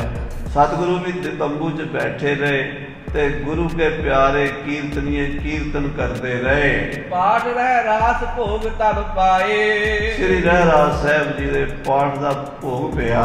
ਸੁੰਦਰ ਸਦਨ ਬਿਰਾਜੇ ਜਾਏ। ਦੀਵਾਨ ਦੀ ਸਮਾਪਤੀ ਕਰਕੇ ਕਲਗੀਧਰ ਪਾਤਸ਼ਾਹ ਤੰਬੂ 'ਚੋਂ ਉੱਠ ਕੇ ਆਪਣੇ ਮਹਿਲਾਂ 'ਚ ਜਾ ਬਿਰਾਜੇ ਹਨ। ਖਾਨ ਪਾਨ ਘਰ ਦਿਸ਼ਾ ਬਿਤਾਏ। ਲੰਗਰ ਪ੍ਰਸ਼ਾਦ ਛਕ ਕੇ ਸਭ ਨੇ ਰਾਤ ਗੁਜ਼ਾਰੀ ਹੈ। ਸਭ ਥਕ ਬਿਦਤ ਭਇਓ ਸੋ ਡੇਰਾ। ਉਸ ਤੰਬੂ ਦੀ ਹੁਣ ਕਥਾ ਸਾਰੇ ਪਾਸੇ ਪਹੁੰਚ ਗਈ। ਪੂਰੇ ਹਿੰਦੁਸਤਾਨ ਦੇ ਵਿੱਚ ਇਹ ਗੱਲ ਪਸਰ ਗਈ ਹੈ ਵੀ ਸ੍ਰੀ ਗੁਰੂ ਗੋਬਿੰਦ ਸਿੰਘ ਸਾਹਿਬ ਨੇ ਇੱਕ ਤੰਬੂ ਬਣਾਇਆ, ਜਿਹਦੇ ਨਾਲ ਦਾ ਤੰਬੂ ਔਰੰਗਜ਼ੇਬ ਕੋਲ ਵੀ ਨਹੀਂ, ਬਾਕੀ ਦਾ ਕਿਸੇ ਕੋਲ ਕੀ ਹੋਣਾ। ਕਰੈ ਸਰਾਹਨ ਜਿਸ ਜਿਸ ਹੇਰਾ। ਜਿਹੜਾ ਤੰਬੂ ਨੂੰ ਵੇਖ ਕੇ ਗਿਆ, ਉਹਦੀਆਂ ਹੀ ਸਿਫਤਾਂ ਕਰਦਾ ਰਹਿੰਦਾ। ਜਿੱਥੇ ਲੋਕ ਜਾਂਦੇ ਨੇ ਉਹ ਗੁਰੂ ਦੇ ਤੰਬੂ ਦੀਆਂ ਹੀ ਗੱਲਾਂ ਕਰਦੇ ਨੇ। ਹੁਣ ਇੱਕ ਦਿਨ ਸ੍ਰੀ ਸਤਿਗੁਰ ਬੈਠੇ। ਉਸੇ ਤੰਬੂ ਵਿੱਚ ਇੱਕ ਦਿਨ ਫਿਰ ਮਹਾਰਾਜ ਦਰਬਾਰ ਲਾ ਕੇ ਕਲਗੀਆਂ ਵਾਲੇ ਪਾਤਸ਼ਾਹ ਸਜੇ ਨੇ। ਸਿੱਖ ਸੁਰਗਨ ਮੈਂ ਸੁਰਪਤ ਜੈਸੇ। ਜਿਵੇਂ ਮਹਾਰਾਜ ਭਗਵਾਨ ਵਿਸ਼ਨੂੰ ਜੀ ਦੇਵਤਿਆਂ ਦੀ ਸਭਾ 'ਚ ਬੈਠਦੇ ਹੋਣ, ਜਿਵੇਂ ਇੰਦਰ ਰਾਜਾ ਦੇਵ ਸਭਾ ਵਿੱਚ ਬੈਠਾ ਹੋਵੇ, ਮਹਾਰਾਜ ਆਪਣੇ ਸਿੱਖਾਂ ਵਿੱਚ ਬੈਠੇ ਹਨ। ਵਸਤਰ ਵਿਭੂਖਣ ਰਹੇ ਸੁਹਾਏ। ਬੜੇ ਸੋਹਣੇ ਵਸਤਰ ਸ਼ਾਸਤਰ ਕਲਗੀਆਂ ਤੋੜੇ ਪਾ ਲਾ ਕੇ ਬੈਠੇ ਨੇ ਬਾਦਸ਼ਾਹ ਦਰਵੇਸ਼ ਗੁਰੂ ਗੋਬਿੰਦ ਸਿੰਘ। ਹਾਂਜੀ, ਸੰਗਤ ਨਹੀਂ ਦਰਸ ਕੋ ਪਾਏ। ਨਈ ਸੰਗਤ ਆ ਰਹੀ ਹੈ। ਹਜ਼ਾਰਾਂ ਸੰਗਤ ਰੋਜ਼ ਨਵੇਂ ਆਉਂਦੇ। ਸਾਧ ਸੰਗਤ ਜੀ, ਸਿੱਖ ਦਾ ਪਤਾ ਕੀ ਕੰਮ ਹੈ? ਗੁਰਦੁਆਰੇ ਆਪ ਵੀ ਜਾਵੇ ਤੇ ਨਾਲ ਦੇ ਨੂੰ ਆਖਿਆ ਆ ਭਾਈ ਆਪਾਂ ਗੁਰੂ ਘਰ ਚੱਲੀਏ। ਆਪਾਂ ਤੇ ਆਪ ਨਹੀਂ ਜਾਂਦੇ, ਦੂਜਿਆਂ ਨੂੰ ਕੀ ਕਹਿਣਾ। ਆਖੋ ਸਤਿਨਾਮ ਸ੍ਰੀ ਵਾਹਿਗੁਰੂ। ਹੁਣ ਤਾਂ ਪਹਿਲਾਂ ਹੀ ਉਲਟਾ ਹੋ ਗਿਆ। ਸਿੱਖ ਦਾ ਕੰਮ ਹੈ ਜਦੋਂ ਜਾਵੇ ਇੱਕ ਦੋਵਾਂ ਨੂੰ ਲੈ ਕੇ ਜਾਵੇ। ਚੱਲ ਭਾਈ ਅੰਮ੍ਰਿਤਸਰ ਸਾਹਿਬ ਚੱਲਣਾ, 2 ਦਿਨ ਨਾਲ ਚੱਲ ਸਾਡੇ। ਚੱਲ ਭਾਈ ਸ੍ਰੀ ਹਜ਼ੂਰ ਸਾਹਿਬ ਚੱਲਣਾ, ਨਾਲ ਚੱਲ ਦਰਸ਼ਨ। ਜਦੋਂ ਆਪਾਂ ਕਿਸੇ ਸਿੰਘ ਨੂੰ ਨਾਲ ਲੈ ਕੇ ਭਾਵੇਂ ਪੱਲਿਓਂ ਕਿਰਾਇਆ ਖਰਚ ਕੇ ਲੈ ਜਾਈਏ ਨਾ, ਉਹਦਾ ਬੜਾ ਫਲ ਮਿਲਦਾ, ਕਿਉਂਕਿ ਉਹ ਸਿੱਖ ਗੁਰੂ ਨਾਲ ਜੁੜ ਜਾਂਦਾ, ਉਹਦਾ ਜੀਵਨ ਪਲਟ ਜਾਂਦਾ। ਤਾਂ ਮਹਾਰਾਜ ਦੇ ਕੋਲ ਨਵੀਂ ਤੋਂ ਨਵੀਂ ਸੰਗਤ ਰੋਜ਼ ਆਉਂਦੀ ਸੀ। ਉਹਨੇ ਇੱਕ ਸੰਗਤ ਕਿਤੇ ਆਈ, ਫਿਰ ਗੁਰੂ ਕੀ ਸੰਗਤ ਆਈ ਹੈ ਮਾਝੇ ਦੇਸ਼ ਵੱਲੋਂ, ਲਾਹੌਰ ਸ਼ਹਿਰ ਵੱਲੋਂ। ਅਨਕਿਆ ਕੋਰਣ ਅਦਭੁਤ ਲਿਆਈ, ਬੜੇ ਬੜੇ ਕੀਮਤੀ ਤੋਹਫੇ, ਬੜੀਆਂ ਬੜੀਆਂ ਕੀਮਤੀ ਵਸਤੂਆਂ ਭੇਟਾਵਾਂ ਲੈ ਕੇ ਆਏ ਨੇ ਸਿੱਖ। ਇਸ ਮੈਂ ਖੱਤਰੀ ਸਿੱਖ ਚੱਲ ਆਇਓ, ਉਹਨਾਂ ਵਿੱਚੋਂ ਇੱਕ ਖੱਤਰੀ ਸਿੱਖ ਆਇਆ ਹੈ। ਨਿਜ ਤਨ ਜਾ ਕੋ ਡੋਰਾ ਲਿਆਇਓ, ਉਹ ਆਪਣੀ ਬੇਟੀ ਦਾ ਡੋਲਾ ਸਤਿਗੁਰਾਂ ਨੂੰ ਭੇਟਾ ਕਰਨ ਵਾਸਤੇ ਲੈ ਕੇ ਆਇਆ ਹੈ। ਕੋਤ ਹੁਤੋ ਕੁਮਰਾਵ ਅਛੇਰਾ, ਉਹ ਖੱਤਰੀ ਕੁਮਰਾਵ ਜਾਤੀ ਦਾ ਹੈ। ਕੁਮਰਾਵ ਉਹਦਾ ਗੋਤ ਹੈ ਤੇ ਉਹ ਖੱਤਰੀ ਬਰਾਦਰੀ ਦਾ ਗੁਰੂ ਦਾ ਪਿਆਰਾ ਹੈ। ਆਨ ਆਨੰਦਪੁਰ ਕੀਨਸ ਡੇਰਾ, ਆ ਕੇ ਸ੍ਰੀ ਅਨੰਦਪੁਰ ਸਾਹਿਬ ਉਸਨੇ ਡੇਰਾ ਕੀਤਾ ਹੈ। ਸੋਧ ਸ੍ਰੀ ਗੁਜਰੀ ਨਿਕਟ ਪਠਾਈ, ਤੇ ਉਹਨੇ ਇਸ ਗੱਲ ਦੀ ਕਿ ਮੈਂ ਆਪਣੀ ਬੇਟੀ ਸ੍ਰੀ ਕਲਗੀਧਰ ਪਿਤਾ ਜੀ ਮਹਾਰਾਜ ਸੱਚੇ ਪਾਤਸ਼ਾਹ ਦੇ ਚਰਨਾਂ ਦੀ ਦਾਸੀ ਬਣਾਉਣ ਦੀ ਲੈ ਕੇ ਆਇਆ। ਮਾਤਾ ਗੁਜਰੀ ਜੀ ਨੂੰ ਖਬਰ ਭੇਜ ਦਿੱਤੀ ਹੈ। ਅਪਰ ਨੁਖਾ ਡੋਰੇ ਮਹਿ ਪਾਈ, ਤੇ ਇਹ ਖਬਰ ਅੱਜ ਤੁਹਾਡੇ ਸਾਹਿਬਜ਼ਾਦੇ ਮਾਤਾ ਜੀ ਤੁਹਾਡੇ ਸਪੁੱਤਰ ਸ੍ਰੀ ਗੁਰੂ ਗੋਬਿੰਦ ਸਿੰਘ ਜੀ ਮਹਾਰਾਜ ਦੀ ਦੂਸਰੀ ਧਰਮ ਪਤਨੀ ਦੂਜਾ ਡੋਲਾ ਗੁਰੂ ਘਰ ਚ ਆ ਗਿਆ ਹੈ। ਮਨ ਮੈਂ ਮੁਦਤ ਵਧਾਈ ਲੈ ਤੋ, ਮਾਤਾ ਗੁਜਰੀ ਜੀ ਖੁਸ਼ ਹੋਏ ਨੇ ਤੇ ਪ੍ਰਸੰਨ ਹੋ ਕੇ ਸੰਗਤਾਂ ਦੀਆਂ ਵਧਾਈਆਂ ਲੈਣ ਲੱਗੇ ਨੇ। ਬਸਨ ਦਰਬ ਜਾਚਕ ਕੋ ਦੇਤ, ਵਸਤਰ ਕੱਪੜੇ ਮਾਇਆ ਮਾਤਾ ਖੁੱਲਾ ਗਰੀਬਾਂ ਨੂੰ ਦਾਨ ਦੇਣ ਲੱਗੀ ਹੈ। ਦਰਸ਼ਨ ਦੇਨ ਹੇਤ ਗੁਰ ਆਏ, ਸ੍ਰੀ ਗੁਰੂ ਕਲਗੀਧਰ ਜੀ ਦਰਬਾਰ ਦੇ ਵਿੱਚ ਸੰਗਤਾਂ ਨੂੰ ਦਰਸ਼ਨ ਦੇਣ ਲਈ ਜਦੋਂ ਆਏ ਨੇ, ਬੈਠੇ ਸਭਾ ਦਰਬਾਰ ਲਗਾਏ। ਮਹਾਰਾਜ ਦਾ ਦਰਬਾਰ ਸਜ ਗਿਆ, ਸਭਾ ਲੱਗ ਗਈ ਹੈ। ਸਭ ਸੰਗਤ ਮੈਂ ਸੁਧ ਪਹੁੰਚਾਈ, ਸਾਰੀ ਸੰਗਤ ਵਿੱਚ ਖਬਰ ਪਹੁੰਚੀ ਹੈ। ਦੇਵ ਦਰਸ਼ਨ ਪਹੁੰਚੋ ਸਮਦਾਈ। ਭਾਈ ਆਓ ਭਾਈ ਮਹਾਰਾਜ ਦਾ ਦਰਬਾਰ ਸਜਿਆ ਸਿੱਖੋ, ਆਓ ਭਾਈ ਮੱਥਾ ਟੇਕ ਲਓ। ਉਦੋਂ ਮਹਾਰਾਜ ਦਾ ਦਰਬਾਰ ਜਦੋਂ ਸਜ ਜਾਂਦਾ ਸੀ ਨਾ, ਮੇਵੜਾ ਜਾਂਦਾ ਸੀ ਤੰਬੂਆਂ ਵਿੱਚ। ਅੱਜ ਕੱਲ੍ਹ ਵਰਗੇ ਸਿਸਟਮ ਨਹੀਂ ਸੀ। ਅੱਜ ਕੱਲ੍ਹ ਦੇ ਅਨਾਉਂਸਮੈਂਟ ਹੋ ਜਾਂਦੀ ਹੈ ਲਾਊਡ ਸਪੀਕਰ ਤੇ ਵੀ, ਹੋਰ ਵੀ ਮੀਡੀਆ ਦੇ ਬੜੇ ਸਾਧਨ ਨੇ। ਉਦੋਂ ਤਾਂ ਇਹ ਸੀ ਵੀ ਮੇਵੜਾ ਜਾ ਕੇ ਸੰਗਤ ਨੂੰ ਖਬਰ ਕਰਦਾ ਹੈ, ਭਾਈ ਸਤਿਗੁਰੂ ਜੀ ਦਰਬਾਰ 'ਚ ਆ ਗਏ ਨੇ, ਜਿਹਨੇ ਦਰਸ਼ਨ ਕਰਨੇ ਨੇ ਚੱਲ ਕੇ ਦਰਸ਼ਨ ਕਰ ਲਵੋ। ਸੋਨ ਸੋਨ ਸੁਧ ਸਭ ਕੋ ਉਤਲਾਏ, ਕਹਿੰਦੇ ਗੁਰੂ ਸਾਹਿਬ ਦੇ ਦਰਬਾਰ ਸਜਣ ਦੀ ਖਬਰ ਸੁਣ ਕੇ ਸਾਰੇ ਹੀ ਬੜੇ ਉਤਸ਼ਾਹ ਨਾਲ ਆਏ ਹਨ। ਲਏ ਅਕੋਰਨ ਕੋ ਚਲ ਆਏ, ਆਪਣੀਆਂ ਭੇਟਾਵਾਂ, ਕੋਈ ਸ਼ਸਤਰ ਲੈ ਕੇ ਆਇਆ, ਕੋਈ ਬਸਤਰ ਲੈ ਕੇ ਆਇਆ, ਕੋਈ ਚੰਗਾ ਘੋੜਾ ਲੈ ਕੇ ਆਇਆ, ਕੋਈ ਮਾਇਆ ਲੈ ਕੇ ਆਇਆ। ਜੋ ਜੋ ਕੋਈ ਸਿੱਖ ਭੇਟਾ ਲੈ ਕੇ ਆਏ ਸੀ ਗੁਰੂ ਸਾਹਿਬ ਦੇ ਵਾਸਤੇ, ਉਹ ਲਿਆ ਕੇ ਸਤਿਗੁਰਾਂ ਨੂੰ ਅਰਪਣ ਕਰਦੇ ਨੇ। ਅਰਪਣ ਕਰੈ ਬੰਦਨਾ ਠਾਨੈ, ਮਹਾਰਾਜ ਨੂੰ ਭੇਟਾ ਅਰਪਣ ਕਰਕੇ ਚਰਨਾਂ 'ਚ ਮੱਥਾ ਟੇਕਦੇ ਨੇ। ਵਿਦੇ ਕਾਮਨਾ ਬਦਨ ਬਖਾਨਾ, ਔਰ ਆਪਣੇ ਮਨ ਦੀ ਕਾਮਨਾ ਆਪਣੇ ਗੁਰਦੇਵ ਸਤਿਗੁਰੂ ਜੀ ਨੂੰ ਦੱਸਦੇ, ਮਹਾਰਾਜ ਮੇਰਾ ਇਹ ਕਾਰਜ ਹੈ। ਆਪਣੀ ਕਿਉਂਕਿ ਸਾਧ ਸੰਗਤ ਜੀ 4 ਤਰ੍ਹਾਂ ਦੇ ਸਿੱਖ, 4 ਤਰ੍ਹਾਂ ਦੇ ਲੋਕ ਹੁੰਦੇ ਨੇ। ਆਖੋ ਸ੍ਰੀ ਵਾਹਿਗੁਰੂ। ਇੱਕ ਵਿਸ਼ਈ ਹੁੰਦੇ ਨੇ, ਇੱਕ ਪਾਮਰ ਹੁੰਦੇ ਨੇ, ਇੱਕ ਜਗਿਆਸੂ ਹੁੰਦੇ ਨੇ, ਇੱਕ ਗਿਆਨੀ ਹੁੰਦੇ ਨੇ। ਵਿਸ਼ਈ, ਪਾਮਰ, ਜਗਿਆਸੂ ਤੇ ਗਿਆਨੀ। ਪਾਮਰ ਉਹ ਹੁੰਦੇ ਨੇ ਜਿਹੜੇ ਗੁਰਦੁਆਰੇ ਆਉਂਦੇ ਹੀ ਨਹੀਂ, ਗਲੀ 'ਚੋਂ ਲੰਘ ਜਾਣ 4 ਗਾਲਾਂ ਕੱਢ ਕੇ ਲੰਘਣਗੇ। ਆਹ ਵੇਖੋ ਜੀ ਪਖੰਡ ਹੋ ਰਿਹਾ ਜੀ, ਕੀਰਤਨ ਕਰੀ ਜਾਂਦੇ ਜੀ, ਕਥਾ ਕਰੀ ਜਾਂਦੇ ਜੀ, ਕੜਾਹ ਖਾਈ ਜਾਂਦੇ ਜੀ, ਲੰਗਰ ਲਾਏ ਜੀ। ਆਹ ਵੇਖੋ ਜੀ ਐਡੀਆਂ ਐਡੀਆਂ ਬਿਲਡਿੰਗਾਂ ਬਣਾਤੀਆਂ ਜੀ, ਸਰੋਵਰ ਬਣਾ ਦੇ ਜੀ, ਕੀ ਫਾਇਦਾ ਜੀ? ਨਿੰਦਾ ਹੀ ਕਰਨੀ। ਉਹਨੂੰ ਕਹਿੰਦੇ ਪਾਮਰ ਪੁਰਸ਼। ਦੂਜਾ ਹੁੰਦਾ ਵਿਸ਼ਈ। ਵਿਸ਼ਈ ਹੁੰਦਾ ਜਿਹੜਾ ਮੇਰੇ ਵਰਗਾ ਗੁਰਦੁਆਰੇ ਆ ਕੇ ਵਿਚਾਰਾ ਆਪਣੇ ਘਰ ਦੇ ਦੁੱਖ ਦੇ ਰੋਂਦਾ ਹੈ, ਕਾਕੇ ਦੀ ਕੜਮਾਈ ਹੋ ਜੇ ਮਹਾਰਾਜ, ਸੱਚੇ ਪਾਤਸ਼ਾਹ ਬੱਚੇ ਵੈਲ ਸੈੱਟ ਹੋ ਜਾਣ, ਬੱਚਿਆਂ ਦੇ ਮਹਾਰਾਜ ਵਿਆਹ ਸ਼ਾਦੀਆਂ ਹੋ ਜਾਣ, ਕਾਰੋਬਾਰ ਚੱਲ ਜਾਣ। ਉਹ ਸਾਡੇ ਵਰਗੇ ਲੋਕ ਹਨ ਦੁਨਿਆਵੀ, ਉਹ ਵੀ ਆਉਂਦੇ, ਉਹਨਾਂ ਕਿੱਥੇ ਜਾਣਾ ਗੁਰੂ ਨੂੰ ਛੱਡ ਕੇ। ਨਿੰਦਕਾਂ ਨੇ ਵੀ ਗੁਰੂ ਦੇ ਹੀ ਸਹਾਰੇ ਨਿੰਦਾ ਕਰਨੀ। ਆਖੋ ਸਤਿਨਾਮ ਸ੍ਰੀ ਵਾਹਿਗੁਰੂ। ਉਹ ਵੀ ਗੁਰੂ ਦੇ ਸਹਾਰੇ ਜੀ ਰਹੇ ਨੇ, ਕਿਉਂਕਿ ਨਿੰਦਕਾਂ ਨੂੰ ਨਿੰਦਾ ਲਈ ਕੋਈ ਚਾਹੀਦਾ ਨਾ ਸਹਾਰਾ। ਤੇ ਗੁਰੂ ਦੀ ਸੋਭਾ, ਗੁਰੂ ਦੀ ਵਡਿਆਈ, ਗੁਰੂ ਦੇ ਨਿਸ਼ਾਨ, ਗੁਰੂ ਦੇ ਸਰੋਵਰ, ਗੁਰੂ ਦੇ ਦਰਬਾਰ, ਗੁਰੂ ਦਾ ਪੰਥ ਸਹਾਰਾ ਬਣ ਜਾਂਦਾ ਨਿੰਦਾ ਕਰਨ ਦਾ। ਉਹ ਕਰ ਲੈਂਦੇ ਨੇ। ਕਹਿੰਦੇ ਦੂਜੇ ਭਾਤਣਾ ਦਾ ਵੀ ਆ ਵੀ ਬਾਬੇ ਤੋਂ ਮੰਗੋ ਜੋ ਮੰਗੇ ਠਾਕਰੇ ਆਪਣੇ ਤੇ ਦਿੰਦਾ। ਤੀਜੇ ਹੁੰਦੇ ਜਗਿਆਸੂ, ਜਿਨ੍ਹਾਂ ਨੂੰ ਸੰਸਾਰ ਦੀਆਂ ਚੀਜ਼ਾਂ ਨਹੀਂ ਚਾਹੀਦੀਆਂ। ਉਹ ਚਾਹੁੰਦੇ ਆ ਮੇਰੀ ਮੁਕਤੀ ਹੋ ਜੇ, ਮੇਰਾ ਕਲਿਆਣ ਹੋ ਜੇ, ਮੇਰੀ ਇਹ ਆਤਮਾ ਜਨਮ ਮਰਨ ਦੇ ਚੱਕਰ 'ਚੋਂ ਨਿਕਲ ਜਾਵੇ। ਬਾਰ-ਬਾਰ ਮੈਂ ਜੰਮ ਰਿਹਾ, ਬਾਰ-ਬਾਰ ਮੈਂ ਮਰ ਰਿਹਾ। ਇਹ ਗਧੀ ਗੇੜ ਪਿਆ ਹੋਇਆ ਹੈ ਤਾਂ ਜੰਮ ਮਰਿਆ ਫਿਰ ਜੰਮਦਾ। ਬਹੁਤ ਸਜਾਏ ਪਿਆ ਦੇਸ਼, ਇਹਦੇ ਤੋਂ ਕਿਵੇਂ ਨਿਕਲਿਆ ਜਾਵੇ, ਉਹ ਗੁਰੂ ਨੂੰ ਪੁੱਛਣ ਆਉਂਦੇ ਨੇ। ਚੌਥੇ ਹੁੰਦੇ ਨੇ ਬ੍ਰਹਮ ਗਿਆਨੀ। ਉਹਨਾਂ ਨੂੰ ਕੋਈ ਮੰਗ ਨਹੀਂ ਹੁੰਦੀ, ਸੰਤੁਸ਼ਟ ਹੁੰਦੇ ਨੇ, ਆਪਣੇ ਗੁਰੂ ਦੀ ਪ੍ਰੇਮਾ ਭਗਤੀ 'ਚ ਲੀਨ ਹੋ ਜਾਂਦੇ ਨੇ, ਕੋਈ ਮੰਗ ਨਹੀਂ ਹੁੰਦੀ। ਆਖੋ ਸਤਿਨਾਮ ਸ੍ਰੀ ਵਾਹਿਗੁਰੂ। ਗੁਰੂ ਘਰ ਸਾਰੇ ਆਉਣੇ ਨੇ।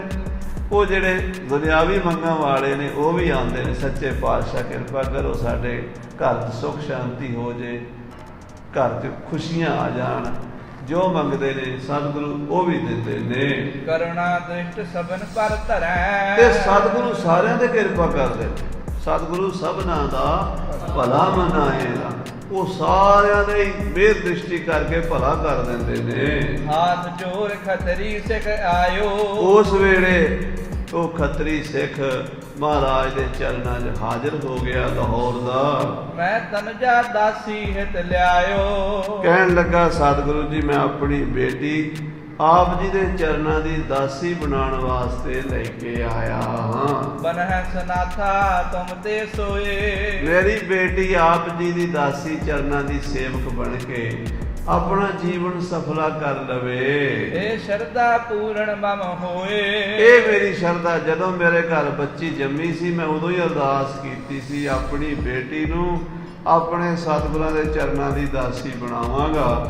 ਤੇ ਹੁਣ ਉਹ ਜਵਾਨ ਹੋ ਗਈ ਹੈ, ਵਰਜੋਗ ਹੈ, ਮੈਂ ਉਹਨੂੰ ਗੁਰੂ ਘਰ 'ਚ ਲੈ ਆਇਆ ਹਾਂ। ਅੰਤఃਪੁਰ ਡੋਰਾ ਪਹੁੰਚਾਇਓ, ਤੇ ਆਪਣੀ ਬੇਟੀ ਨੂੰ ਮੈਂ ਮਾਤਾ ਗੁਜਰੀ ਕੋਲ ਡੋਲੇ 'ਚ ਪਾ ਕੇ ਭੇਜ ਵੀ ਆਇਆ ਹਾਂ। ਦੇ ਦਰਸ਼ਨ ਸੰਗਤ ਕੋ ਸਾਰੀ, ਤੇ ਮਹਾਰਾਜ ਸਾਰੀਆਂ ਸੰਗਤਾਂ ਨੂੰ ਆਪ ਦਰਸ਼ਨ ਦਿੱਤੇ। ਗਮਨੇ ਸਤਿਗੁਰ ਸਦਨ ਮਝਾਰੀ, ਸਤਿਗੁਰੂ ਦਰਸ਼ਨ ਦੇ ਕੇ ਜਦੋਂ ਦੀਵਾਨ ਦੀ ਸਮਾਪਤੀ ਕਰਕੇ ਮਹਿਲਾਂ ਵਿੱਚ ਗਏ, ਆਪਣੇ ਘਰ ਗਏ ਗੁਰੂ ਕੇ ਮਹਿਲ ਸ੍ਰੀ ਅਨੰਦਪੁਰ ਸਾਹਿਬ ਵਿਖੇ।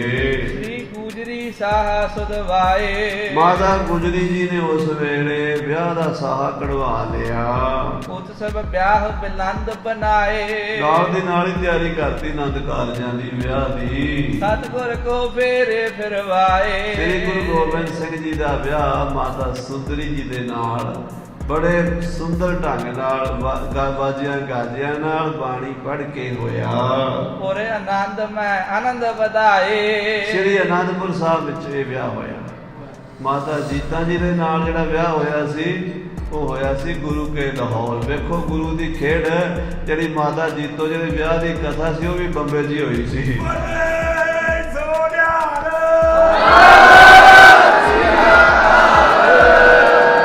ਉਹ ਕਥਾ ਚਲਦੀ ਚਲਦੀ ਮਾਤਾ ਸੁੰਦਰੀ ਜੀ ਦਾ ਵਿਆਹ ਵੀ ਅੱਜ ਉਹ ਵੀ ਇੱਥੇ ਇਸੇ ਸਥਾਨ ਤੇ ਹੀ ਮਾਰੇ ਕਥਾ ਕਰਾ ਰਹੇ ਆ। ਇਹ ਵੀ ਗੁਰੂ ਦੀ ਖੇਡ ਹੀ ਹੈ। ਸਾਡਾ ਕੋਈ ਪ੍ਰੋਗਰਾਮ ਨਹੀਂ ਸੀ ਵੀ ਬੰਬੇ ਜਾਣਾ, ਆਪੇ ਹੀ ਮਹਾਰਾਜ ਖਿੱਚ ਕੇ ਲੈ ਆਏ ਤੇ ਸੰਗਤਾਂ ਦੇ ਦਰਸ਼ਨ ਦੁਬਾਰਾ ਕਰਾਤੇ। 1.5 ਮਹੀਨੇ 'ਚ ਅਸੀਂ ਮੇਰਾ ਖਿਆਲ 50 ਸਾਲ ਦੇ ਸੋਚਦੇ ਵੀ ਬੰਬਾ ਕਿਵੇਂ ਜਿਹਾ ਵੇਖਿਆ ਕੋਈ ਨਹੀਂ ਸੀਗਾ। ਤੇ ਪਾਤਸ਼ਾਹ ਦੇ ਵਿਆਹਾਂ ਦੀ ਕਥਾ ਇੱਥੇ ਕਰਨੀ ਸੀ। ਇਹ ਗੁਰੂ ਦੀ ਖੇਡ। ਆਖੋ ਸਤਿਨਾਮ। ਆਪ ਸਤਿਗੁਰਾਂ ਦਾ ਦੂਜਾ ਆਨੰਦ ਕਾਰਜ ਪਹਿਲਾ ਦਾ ਹੋਇਆ ਸੀ ਗੁਰੂ ਕੇ ਲਾਹੌਰ ਮਾਤਾ ਜੀਤਾ ਜੀ ਦੇ ਨਾਲ, ਤੇ ਦੂਸਰਾ ਹੋਇਆ ਮਾਤਾ ਪੂਜਨੀਕ ਮਾਤਾ ਸੁੰਦਰ ਕੌਰ ਜੀ, ਮਾਤਾ ਸੁੰਦਰੀ ਜੀ। ਹਾਂਜੀ, ਜਥਾ ਜੋਗ ਕੁਲ ਰੀਤ ਕਰਾਈ, ਜਥਾ ਜੋਗ ਕੁਲ ਰੀਤੀ ਕਰਾਈ। ਮਾਤਾ ਸੁੰਦਰੀ ਜੀ ਦਾ ਵਿਆਹ ਹੋਇਆ ਸਾਧ ਸੰਗਤ ਜੀ ਇਹ ਸ੍ਰੀ ਅਨੰਦਪੁਰ ਸਾਹਿਬ ਵਿਖੇ ਹੋਇਆ ਹੈ। ਧਨ ਖਰਚਿਓ ਬਹੁ ਬੱਜੀ ਵਧਾਈ। ਬਹੁਤ ਮਾਇਆ ਦੇ ਖੁੱਲੇ ਗੱਫੇ ਖਰਚ ਕੀਤੇ। ਮਾਤਾ ਗੁਜਰੀ ਜੀ ਨੇ ਬੜੀਆਂ ਵਧਾਈਆਂ ਦਿੱਤੀਆਂ। ਮਾਤਾ ਸੁੰਦਰੀ ਜੀ ਸਾਧ ਸੰਗਤ ਜੀ ਬਹੁਤ ਲੰਮੀ ਉਮਰ ਪਾਈ ਹੈ। ਸਭ ਤੋਂ ਜ਼ਿਆਦਾ ਮਾਤਾ ਜੀਤਾਂ ਜੀ ਦਾ 30 ਸਾਲ ਦੀ ਉਮਰ ਵਿੱਚ ਜੋਤੀ ਜੋਤ ਸਮਾ ਗਏ ਸੀ। 3 ਸਾਹਿਬਜ਼ਾਦੇ ਮਾਤਾ ਜੀਤਾਂ ਜੀ ਦੇ ਪੇਟ ਤੋਂ ਹੋਏ ਨੇ। ਬਾਬਾ ਜੁਝਾਰ ਸਿੰਘ ਜੀ, ਬਾਬਾ ਜੋਰਾਵਰ ਸਿੰਘ ਜੀ, ਬਾਬਾ ਫਤਿਹ ਸਿੰਘ ਜੀ। ਇੱਕ ਸਾਹਿਬਜ਼ਾਦਾ ਮਾਤਾ ਸੁੰਦਰੀ ਜੀ ਦੇ ਉਦਰ ਤੋਂ ਹੋਏ ਨੇ, ਬਾਬਾ ਅਜੀਤ ਸਿੰਘ ਜੀ।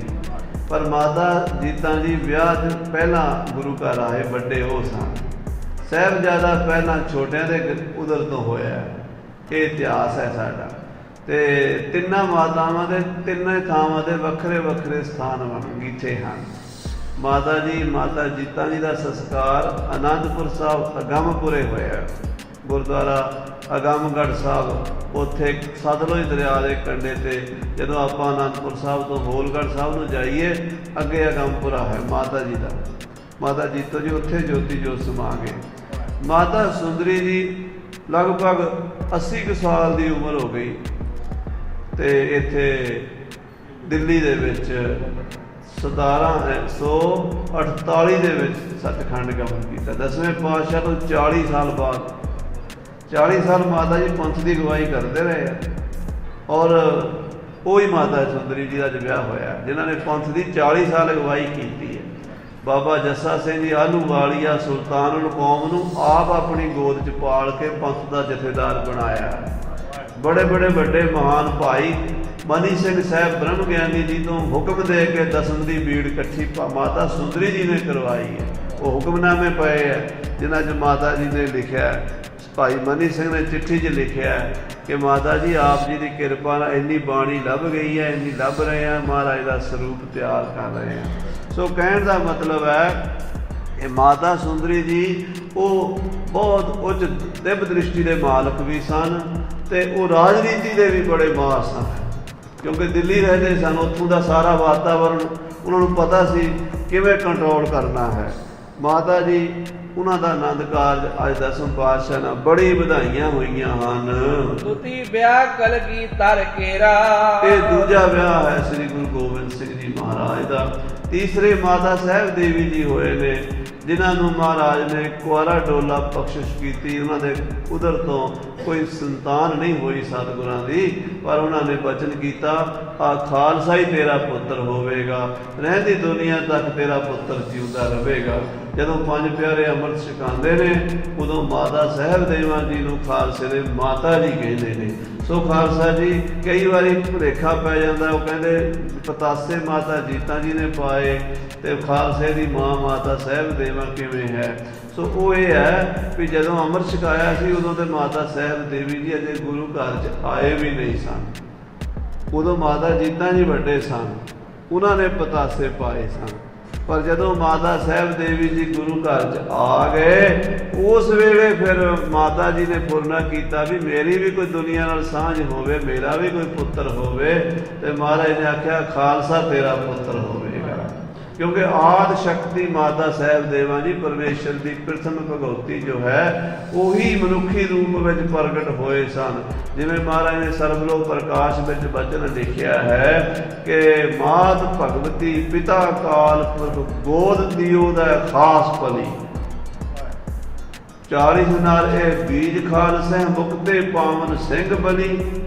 ਪਾਤਸ਼ਾਹ ਕਹਿੰਦੇ ਆ ਜਿਹੜੇ 40 ਸਿੰਘ ਚਮਕੌਰ ਦੇ ਜੰਗ 'ਚ ਸ਼ਹੀਦ ਹੋਏ ਨੇ ਇਹ ਮੈਂ ਰੱਖ ਲਿਆ ਬੀਜ ਖਾਲਸੇ ਦਾ। ਜਿਵੇਂ ਜੱਟ ਚੰਗੀ ਕਣਕ ਰੱਖ ਲੈਂਦਾ, ਕਿਉਂ ਰੱਖਦਾ? ਮੋਟੇ ਮੋਟੇ ਦਾਣੇ ਵਧੀਆ ਵਧੀਆ ਚੁਣ ਕੇ ਕਹਿੰਦਾ ਬੀਜ ਪਾਵਾਂਗਾ। ਖਾਲਸੇ ਦਾ ਬੀਜ 40 ਸਿੰਘ ਚਮਕੌਰ ਵਾਲੇ ਰੱਖੇ ਨੇ। 40 ਨਾਲ ਇਹ ਬੀਜ ਖਾਲਸਾ ਮੁਕਤੇ ਪਾਵਨ ਸਿੰਘ ਬਲੀ ਮਾਤ ਭਗਵਤੀ ਪਿਤਾ ਕਾਲ ਪੁਰਖ ਗੋਦ ਲਿਓ ਦਾ ਖਾਸ ਭਲੀ। ਇਹ ਖਾਸ ਗੋਦ ਹੈ ਚੰਡੀ ਦੀ, ਸ਼ਕਤੀ ਦੀ। ਸ਼ਕਤੀ ਤੋਂ ਬਿਨਾਂ ਕੋਈ ਕਾਰਜ ਨਹੀਂ ਹੁੰਦਾ ਦੁਨੀਆ ਦਾ। ਸਾਧ ਸੰਗਤ ਜੀ ਸ਼ਕਤੀ ਤੋਂ ਬਿਨਾਂ ਤੇ ਰੋਟੀ ਥਾਲੀ 'ਚ ਚੁੱਕ ਕੇ ਮੂੰਹ 'ਚ ਨਹੀਂ ਪਾਈ ਜਾ ਸਕਦੀ। ਕੋਈ ਪਾ ਕੇ ਵਿਖਾਵੇ ਮੈਨੂੰ। ਸਾਹਮਣੇ ਪ੍ਰਸ਼ਾਦਾ ਪਿਆ ਤੇ ਤੁਸੀਂ ਹੱਥ ਤੁਹਾਡੇ ਸ਼ਕਤੀ ਕੋਈ ਨਹੀਂ। ਆਦਿ ਗੁਰੂ ਸ਼ੰਕਰਾਚਾਰਿਆ ਜੀ ਮਹਾਰਾਜ ਕਸ਼ਮੀਰ ਚਲੇ ਗਏ। वेदांत ਦੇ ਕਾਂਡ ਪੰਡਤ ਸਨ, ਸ਼ਕਤੀ ਦਾ ਖੰਡਨ ਕਰਦੇ ਸਨ। ਕਹਿੰਦੇ ਸ਼ਕਤੀ ਨਹੀਂ ਹੈ ਬ੍ਰਹਮ ਹੀ ਹੈ। ਬ੍ਰਹਮ ਤਾਂ ਹੈ, ਸ਼ਕਤੀ ਕੋਈ ਨਹੀਂ। ਉੱਥੇ ਜਦੋਂ ਚਲੇ ਗਏ, ਉੱਥੇ ਜਾ ਕੇ ਪੰਡਤਾਂ ਨਾਲ ਚਰਚਾ ਕਰਨੀ ਸੀ ਵੀ ਤੁਸੀਂ ਸ਼ਕਤੀ ਨੂੰ ਮੰਨਦੇ ਹੋ, ਛੱਡੋ। ਉੱਧਰ ਦੇ ਲੋਕ ਸ਼ਕਤੀ ਨੂੰ ਮੰਨਦੇ ਸੀ ਪਹਾੜਾਂ ਵਿੱਚ, ਕਹਿੰਦੇ ਸ਼ਕਤੀ ਦੀ ਪੂਜਾ ਛੱਡੋ। ਪਰ ਉੱਥੇ ਜਾ ਕੇ ਪੇਟ ਖਰਾਬ ਹੋ ਗਿਆ, ਮਰੋੜ ਲੱਗ ਗਏ, ਦਸਤ ਲੱਗ ਗਏ, ਪਾਣੀ ਸਰੀਰ ਦਾ ਖਤਮ ਹੋ ਗਿਆ, ਲੰਮੇ ਪਏ ਆ। 4 ਸਾਲ ਦੀ ਬੱਚੀ ਆਈ, ਨਿੱਕੀ ਜਿਹੀ ਕੁੜੀ आ के कहती बाबा कैसे पढ़े हो, कैसे कहाँ से आए हो? कहने लगा भारत, दक्षिण भारत चों आए से। दक्षिण भारत चों आया, क्यों आए हो? शक्ति का खंडन करना आया। वो कहते फिर उठ के करो करो शक्ति का खंडन। शंकराचार्य बोले शरीर में शक्ति नहीं है, कैसे उठो? वो कुड़ी कहती बाबा जिस शक्ति के बिना आप खड़े भी नहीं हो सकते, उसी का खंडन करोगे? तो आद शक्ति है प्रथम भगवती सिमर कै गुरु नानक नहीं जाए। वो है माता सहब देवा के रूप में प्रगट हुई ते कुआरे ही रहे हैं, संसारी संबंध नहीं होया, आत्मा की खेड है। सो उस माता का खालसा पुत्र है। पर माता वड्डे भी अपनी ही माता ने, धन माता सुंदरी जी। हाँ जी, संग सुंदरी भाग भलेरा, भागा वाली मां सुंदरी, जिहदा सूरवीर बहादुर इकलौता पुत्र दुनिया का शाह शुआर होया बाबा अजीत सिंह, जिन्हें 10 लाख का मुकाबला करके औरंगजेब दी फौजां दे तंद खट्टे कीते, रण तत्ते शहीदी पा के खालसे पंथ का सिर उच्चा कर दिता। वो मां सुंदरी अज कलगियां वाले पातशाह दे लड़ लगी है। जिसकी होई बैस बिसाला, सारियां मातावां तिन्नां विचों इहदी उम्र वड्डी होई है। माता साहब देवी जी भी 36 दे विच शरीर छड्ड गए सन ते ਇਹ ਉਸ ਤੋਂ ਲਗਭਗ ਹੋਰ 12 ਸਾਲ ਬਾਅਦ ਤੱਕ ਰਹੇ ਹਨ। ਗੁਰ ਪੀਛੇ ਜੀਵੀ ਚਿਰਕਾਲਾ, ਕਲਗੀਧਰ ਤੋਂ 40 ਸਾਲ ਬਾਅਦ ਜਿਉਂਦੀ ਰਹੀ ਹੈ ਤੇ ਦਿੱਲੀ ਵਿੱਚ ਮਾਤਾ ਨੇ ਸਰੀਰ ਛੱਡਿਆ। ਉੱਥੇ ਬਾਲਾ ਸਾਹਿਬ ਸ੍ਰੀ ਗੁਰੂ ਹਰਕ੍ਰਿਸ਼ਨ ਸਾਹਿਬ ਮਹਾਰਾਜ ਦੇ ਚਰਨਾਂ ਵਿੱਚ ਉਹਨਾਂ ਦਾ ਸੰਸਕਾਰ ਹੋਇਆ ਹੈ। ਇਸ ਪ੍ਰਕਾਰ ਪੁਰ ਆਨੰਦ ਮਝਾਰਾ, ਇਸ ਤਰ੍ਹਾਂ ਸਾਧ ਸੰਗਤ ਜੀ ਆਨੰਦਪੁਰ ਸਾਹਿਬ ਦੇ ਵਿੱਚ ਬਿਲ ਸਤਿਗੁਰੂ ਬਿਲਾਸ ਉਦਾਰਾ, ਮਹਾਰਾਜ ਬੇਅੰਤ ਕੌਤਕ ਕਰਦੇ ਹੈ। ਸੋ ਸਤਿਗੁਰਾਂ ਦੀ ਕਥਾ ਤਾਂ ਬੜੀ ਅਗਾਧ ਬੋਧ ਹੈ। ਧੰਨ ਹਨ ਗੁਰੂ ਕੇ ਲਾਲ ਜਿਹੜੇ ਕਥਾ ਗੁਰੂ ਦੀ ਸੁਣਦੇ ਹਨ, ਕਿਉਂਕਿ ਕਰਨ ਵਾਲਿਆਂ ਨਾਲੋਂ ਸੁਣਨ ਵਾਲਿਆਂ ਦਾ ਮਹੱਤਵ ਜ਼ਿਆਦਾ ਹੈ। ਅੱਜ ਸਮਾਂ ਐਸਾ ਆ ਗਿਆ ਸਾਡੇ ਕੋਲ ਕਥਾ ਸੁਣਨ ਦੀ ਫੁਰਸਤ ਹੀ ਨਹੀਂ ਰਹੀ। ਮਹਾਰਾਜ ਸਾਹਿਬ ਜੀ ਦੀ ਕਥਾ ਸਾਧ ਸੰਗਤ ਦੀ ਸੁਣਿਆ ਕਰੀਏ ਤੇ ਸੰਗਤਾਂ ਨੂੰ ਸੁਣਾਇਆ ਕਰੀਏ। ਇਹ ਪ੍ਰਚਾਰ ਜਦੋਂ ਦਾ ਬੰਦ ਹੋਇਆ ਨਾ, ਬੱਚਿਆਂ ਨੂੰ ਪਤਾ ਹੀ ਨਹੀਂ ਸਾਡਾ ਇਤਿਹਾਸ ਕੀ ਹੈ। ਵੱਧ ਤੋਂ ਵੱਧ ਇੰਨਾ ਪਤਾ ਵੀ 10 ਗੁਰੂ ਸਾਹਿਬ ਹੋਏ ਨੇ, 10 ਪਾਤਸ਼ਾਹੀਆਂ ਕਿੱਥੇ ਹੋਈਆਂ ਨੇ, ਕਿਹੜੇ ਕਿਹੜੇ ਨਗਰਾਂ 'ਚ ਰਹੀਆਂ ਨੇ, ਕਿਹੜੇ ਕਿਹੜੇ ਸਿੱਖਾਂ ਦੇ ਨਾਲ ਵਰਤਾਰੇ ਵਰਤੇ ਨੇ, ਕਿੱਦਾਂ ਦੇ ਘੱਲੂਘਾਰੇ ਜੰਗ ਯੁੱਧ ਹੋਏ ਨੇ। ਉਹ ਸਾਰਾ ਇਤਿਹਾਸ ਸਾਨੂੰ ਸ੍ਰੀ ਗੁਰਪ੍ਰਤਾਪ ਸੂਰਜ ਗ੍ਰੰਥ ਵਿੱਚੋਂ ਹੀ ਮਿਲਦਾ। ਸਭ ਤੋਂ ਵੱਡਾ ਸਾਡਾ ਇਤਿਹਾਸ ਦਾ ਸੋਮਾ ਇਹ ਹੈ। ਜਿਹੜੇ ਬਾਕੀ ਵੀ ਸਰੋਤ ਹਨ ਉਹਨਾਂ ਵਿੱਚ ਵੀ ਮਹਾਰਾਜ ਦਾ ਇਤਿਹਾਸ ਮਿਲਦਾ। ਮਹਿਮਾ ਪ੍ਰਕਾਸ਼ ਸ੍ਰੀ ਗੁਰੂ ਅਮਰਦਾਸ ਸਾਹਿਬ ਜੀ ਦੀ ਅੰਸ਼ ਬੰਸ ਹੋਏ ਬਾਬਾ ਸਰੂਪ ਦਾਸ ਜੀ ਭੱਲਾ, ਉਹਨਾਂ ਨੇ ਸਤਿਗੁਰਾਂ ਦੀ ਕਥਾ ਲਿਖੀ ਹੈ, ਪਰ ਉਹ ਸੰਖੇਪ ਵਿੱਚ ਹੈ। ਪਰ ਕਵੀ ਰਾਜ ਭਾਈ ਸੰਤੋਖ ਸਿੰਘ ਦਾ ਕੋਈ ਸ਼ਾਨੀ ਨਹੀਂ। ਪਿੰਡ ਪਿੰਡ ਜਾ ਕੇ ਆ ਸਾਡੇ ਕੋਲ ਗੱਡੀਆਂ ਨੇ, ਕਈ ਗੁਰਦੁਆਰੇ ਰਸਤੇ 'ਚ ਨੇ, ਫੇਰ ਵੀ ਆਖੀ ਦਾ ਚਲੋ ਫੇਰ ਆ ਜਾਗੇ, ਕੋਲੋਂ ਦੀ ਲੰਘ ਜਾਂਦੇ ਆ। ਦਰਸ਼ਨ ਨਹੀਂ ਹੁੰਦੇ ਪੂਰੇ ਸਥਾਨਾਂ ਦਾ ਸਾਨੂੰ ਪਤਾ ਨਹੀਂ। ਪਰ ਭਾਈ ਸਾਹਿਬ ਨੇ ਚੱਪੇ ਮਿਣ ਸਤਿਕਾਰਯੋਗ ਗਿਆਨੀ ਮਾਨ ਸਿੰਘ ਜੀ ਝੌਰ ਨੇ ਕਿਹਾ ਹੈ, ਉਹ ਕਹਿੰਦੇ ਗੁਰੂ ਭਾਈ ਸੰਤੋਖ ਸਿੰਘ ਨੇ ਤੇ ਗਿੱਠਾਂ ਮਿਣ ਕੇ ਗੁਰੂ ਦਾ ਇਤਿਹਾਸ ਲਿਖਿਆ ਵੀ ਕੋਈ ਗਿੱਠ ਰਹਿ ਨਾ ਜਾਵੇ, ਕੋਈ ਗੱਲ ਪਤਾ ਨਾ, ਕੋਈ ਖੱਪਾ ਨਾ ਰਹਿਣ। ਹਰ ਗੱਲ ਨੂੰ ਜੋੜਿਆ, ਹਰ ਗੱਲ ਦਾ ਵਰਣਨ ਕੀਤਾ। ਪਿੰਡ ਪਿੰਡ ਸ਼ਹਿਰ ਨਗਰ ਜਾ ਕੇ ਗੁਰੂ ਸਾਹਿਬ ਦੀ ਕਥਾ ਉਹਨਾਂ ਸਿੱਖਾਂ ਨੇ ਲਿਖੀ, ਸਾਂਭੀ, ਤੇ ਆਪਾਂ ਸੁਣ ਵੀ ਨਹੀਂ ਸਕਦੇ। ਜੇ ਆਪਾਂ ਘੰਟਾ ਰੋਜ਼ 24 ਘੰਟਿਆਂ ਵਿੱਚੋਂ ਗੁਰੂ ਕੇ ਸਿੰਘ ਦਾ ਦਸਵੰਧ ਬਣਦਾ 2.5 ਘੰਟੇ ਨਿਤਨੇਮ ਹੈ। ਉਹਦੇ ਵਿੱਚ ਅੰਮ੍ਰਿਤ ਵੇਲੇ ਦਾ ਨਿਤਨੇਮ, ਆਸਾ ਦੀ ਵਾਰ ਦਾ ਪਾਠ ਕੀਰਤਨ ਸੁਣਨਾ, ਤੇ ਸ਼ਾਮ ਨੂੰ ਰਹਿ ਰਾਸ ਦਾ ਪਾਠ ਕੀਰਤਨ ਸੋਹਲੇ ਦਾ ਜਿੰਨੇ ਆਪਣਾ ਗੁਰੂ ਕੇ ਸਿੱਖ ਕਰਨ ਘੱਟੋ ਘੱਟ ਉਹਦੇ ਵਿੱਚ ਇਹ ਵੀ ਹੈ ਵੀ ਕੀਰਤਨ ਵੀ ਸੁਣੇ ਤੇ ਕਥਾ ਵੀ ਸੁਣੇ। ਲਿਖਿਆ ਨਾ ਵੀ ਸੰਧਿਆ ਸਮੇਂ ਸੁਨੇ ਰਹਿ ਰਾਸ ਕੀਰਤਨ ਕਥਾ ਸੁਨੇ ਹਰ ਜਾਸ ਇਨ ਮੈਂ ਨੇਮ ਜੋ ਇੱਕ ਕਰਾਏ ਸੋ ਸਿੱਖ ਅਮਰਾਪੁਰੀ ਕੋ ਜਾਏ।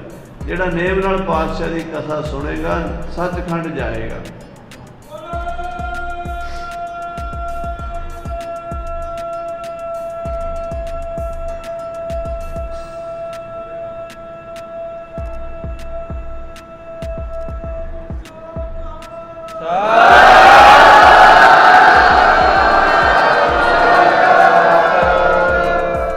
ਜਕਾਰਿਆ ਪਰਦਾਸ ਤੋਂ ਬਾਹਰ ਇਕੱਠੇ ਜਕਾ ਲਾਂਗੇ ਤੇ ਹੁਣ ਕਥਾ ਥੋੜੀ ਸਮਾਪਤੀ ਕਰਨੀ ਹੈ। ਤਾਂ ਮੈਂ ਬੇਨਤੀ ਕਰਾਂ ਕਿ ਸਤਿਗੁਰੂ ਸਾਹਿਬ ਜੀ ਨੇ ਸਾਡੇ ਵਾਸਤੇ ਬਹੁਤ ਕੁਛ ਬਖਸ਼ਿਸ਼ਾਂ ਕੀਤੀਆਂ। ਪਿਊ ਦਾਤੇ ਦਾ ਖੋਲ ਡਿੱਠਾ ਖਜ਼ਾਨਾ, ਇਹ ਖਜ਼ਾਨਾ ਉਹਦੇ ਵਿੱਚ ਗੁਰੂ ਸਾਹਿਬ ਦਾ ਇਤਿਹਾਸ ਵੀ ਹੈ। ਜਿੱਥੇ ਜੇ ਇਤਿਹਾਸ ਦੀ ਮਹਾਨਤਾ ਨਾ ਹੁੰਦੀ, ਅੱਜ ਕੱਲ੍ਹ ਕਈ ਲੋਕ ਕਹਿੰਦੇ ਇਤਿਹਾਸ ਦੀ ਕੋਈ ਲੋੜ ਨਹੀਂ, ਇਤਿਹਾਸ ਦੀ ਕਥਾ ਬੰਦ ਕਰਾ ਦਿਓ ਗੁਰਦੁਆਰਿਆਂ ਵਿੱਚ। ਬਹੁਤ ਸਾਰੇ ਸ਼ਹਿਰਾਂ ਵਿੱਚ ਉਹਦਾ ਅਸਰ ਪਿਆ ਵੀ ਹੈ।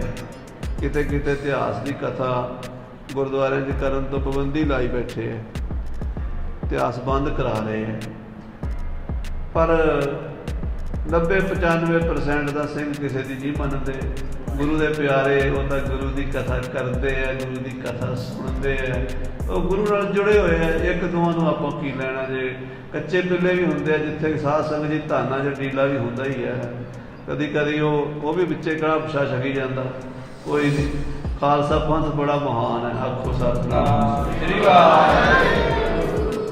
ਇਹ ਜਿਹੜੀ ਮਹਾਰਾਜ ਦੀ ਕਥਾ ਹੈ, ਇਹਦੇ ਕਰਨ ਨਾਲ, ਇਹਦੇ ਸੁਣਨ ਨਾਲ ਕੀ ਮਿਲਦਾ? ਜੇ ਇਹਦੀ ਮਹਾਨਤਾ ਨਾ ਹੁੰਦੀ ਇਤਿਹਾਸ ਦੀ, ਕਈ ਕਹਿੰਦੇ ਬਸ ਗੁਰਬਾਣੀ ਦਾ ਪਾਠ ਕਰੋ, ਕੀਰਤਨ ਕਰੋ, ਗੁਰੂ ਗ੍ਰੰਥ ਸਾਹਿਬ ਦਾ ਕਰੋ, ਬਸ ਅਸੀਂ ਤਾਂ ਗੁਰੂ ਗ੍ਰੰਥ ਸਾਹਿਬ ਨੂੰ ਹੀ ਮੰਨਦੇ ਹਾਂ, ਹੋਰ ਕਿਸੇ ਗੁਰੂ ਨੂੰ ਨਹੀਂ ਮੰਨਦੇ। ਇੱਕ ਜਗ੍ਹਾ ਤੇ ਸਾਨੂੰ ਵੀ ਇਹੋ ਜਿਹੇ ਸੱਜਣ ਟੱਕਰ ਗਏ, ਕਹਿੰਦੇ ਜੀ ਬਸ ਗੁਰੂ ਗ੍ਰੰਥ ਸਾਹਿਬ ਦੀ ਗੱਲ ਕਰਨੀ, ਹੋਰ ਨਾ ਕੋਈ ਕਰਿਆ।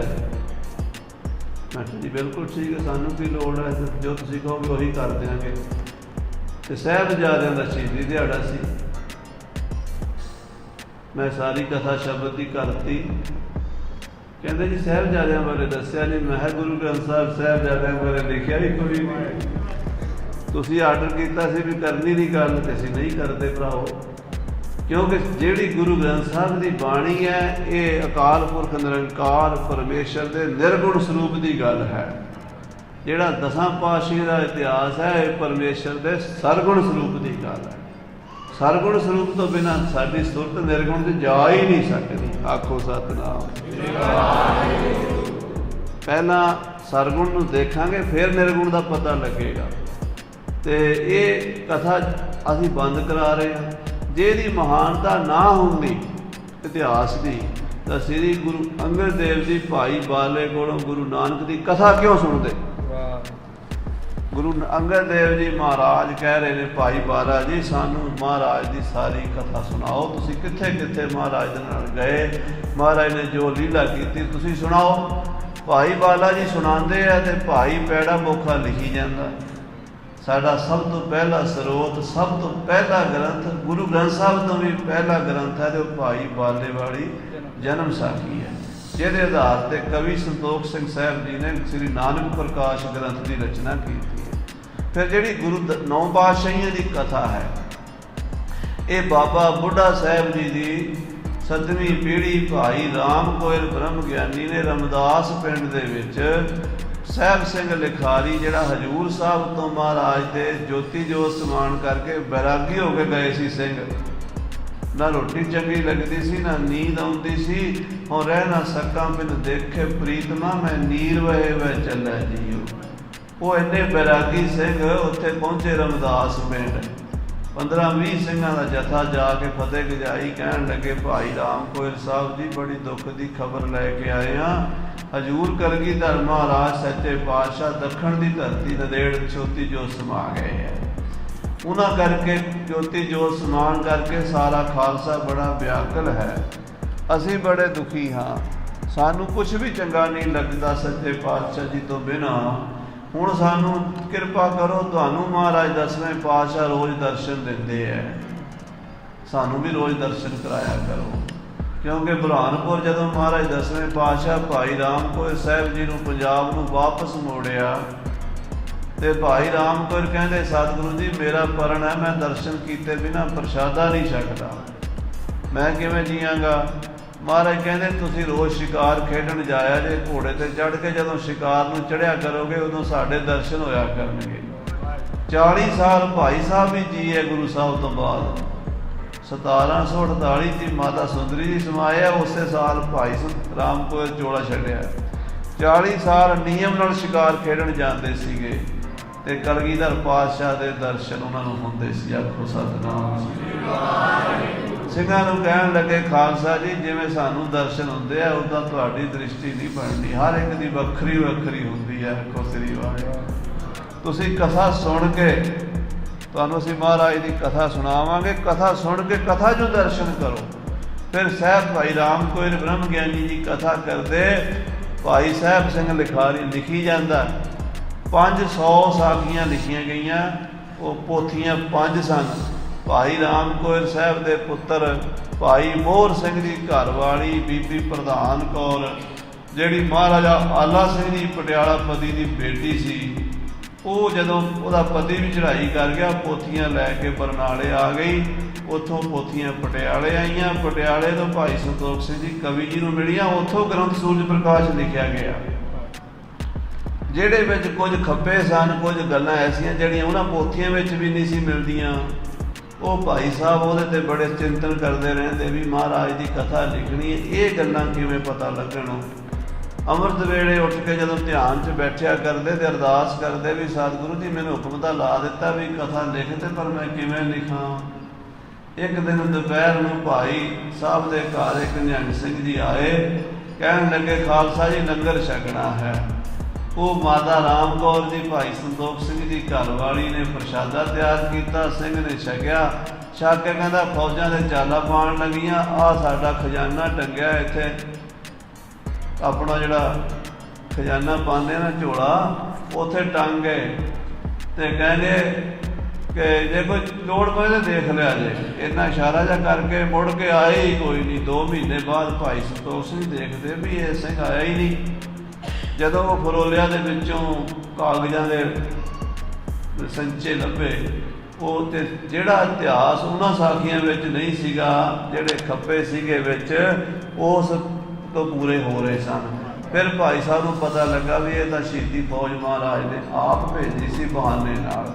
ਇੱਦਾਂ ਇੱਕ ਗੁਰੂ ਸਾਹਿਬ ਦੀ ਕਥਾ ਲਿਖੀ ਗਈ। ਸਾਡਾ ਇਤਿਹਾਸ ਗੁਰੂਆਂ ਦਾ, ਵੱਡੇ ਭਾਗਾਂ ਵਾਲੇ ਹੋ ਆਪ ਜੀ ਸਰਵਣ ਕਰਦੇ ਹੋ।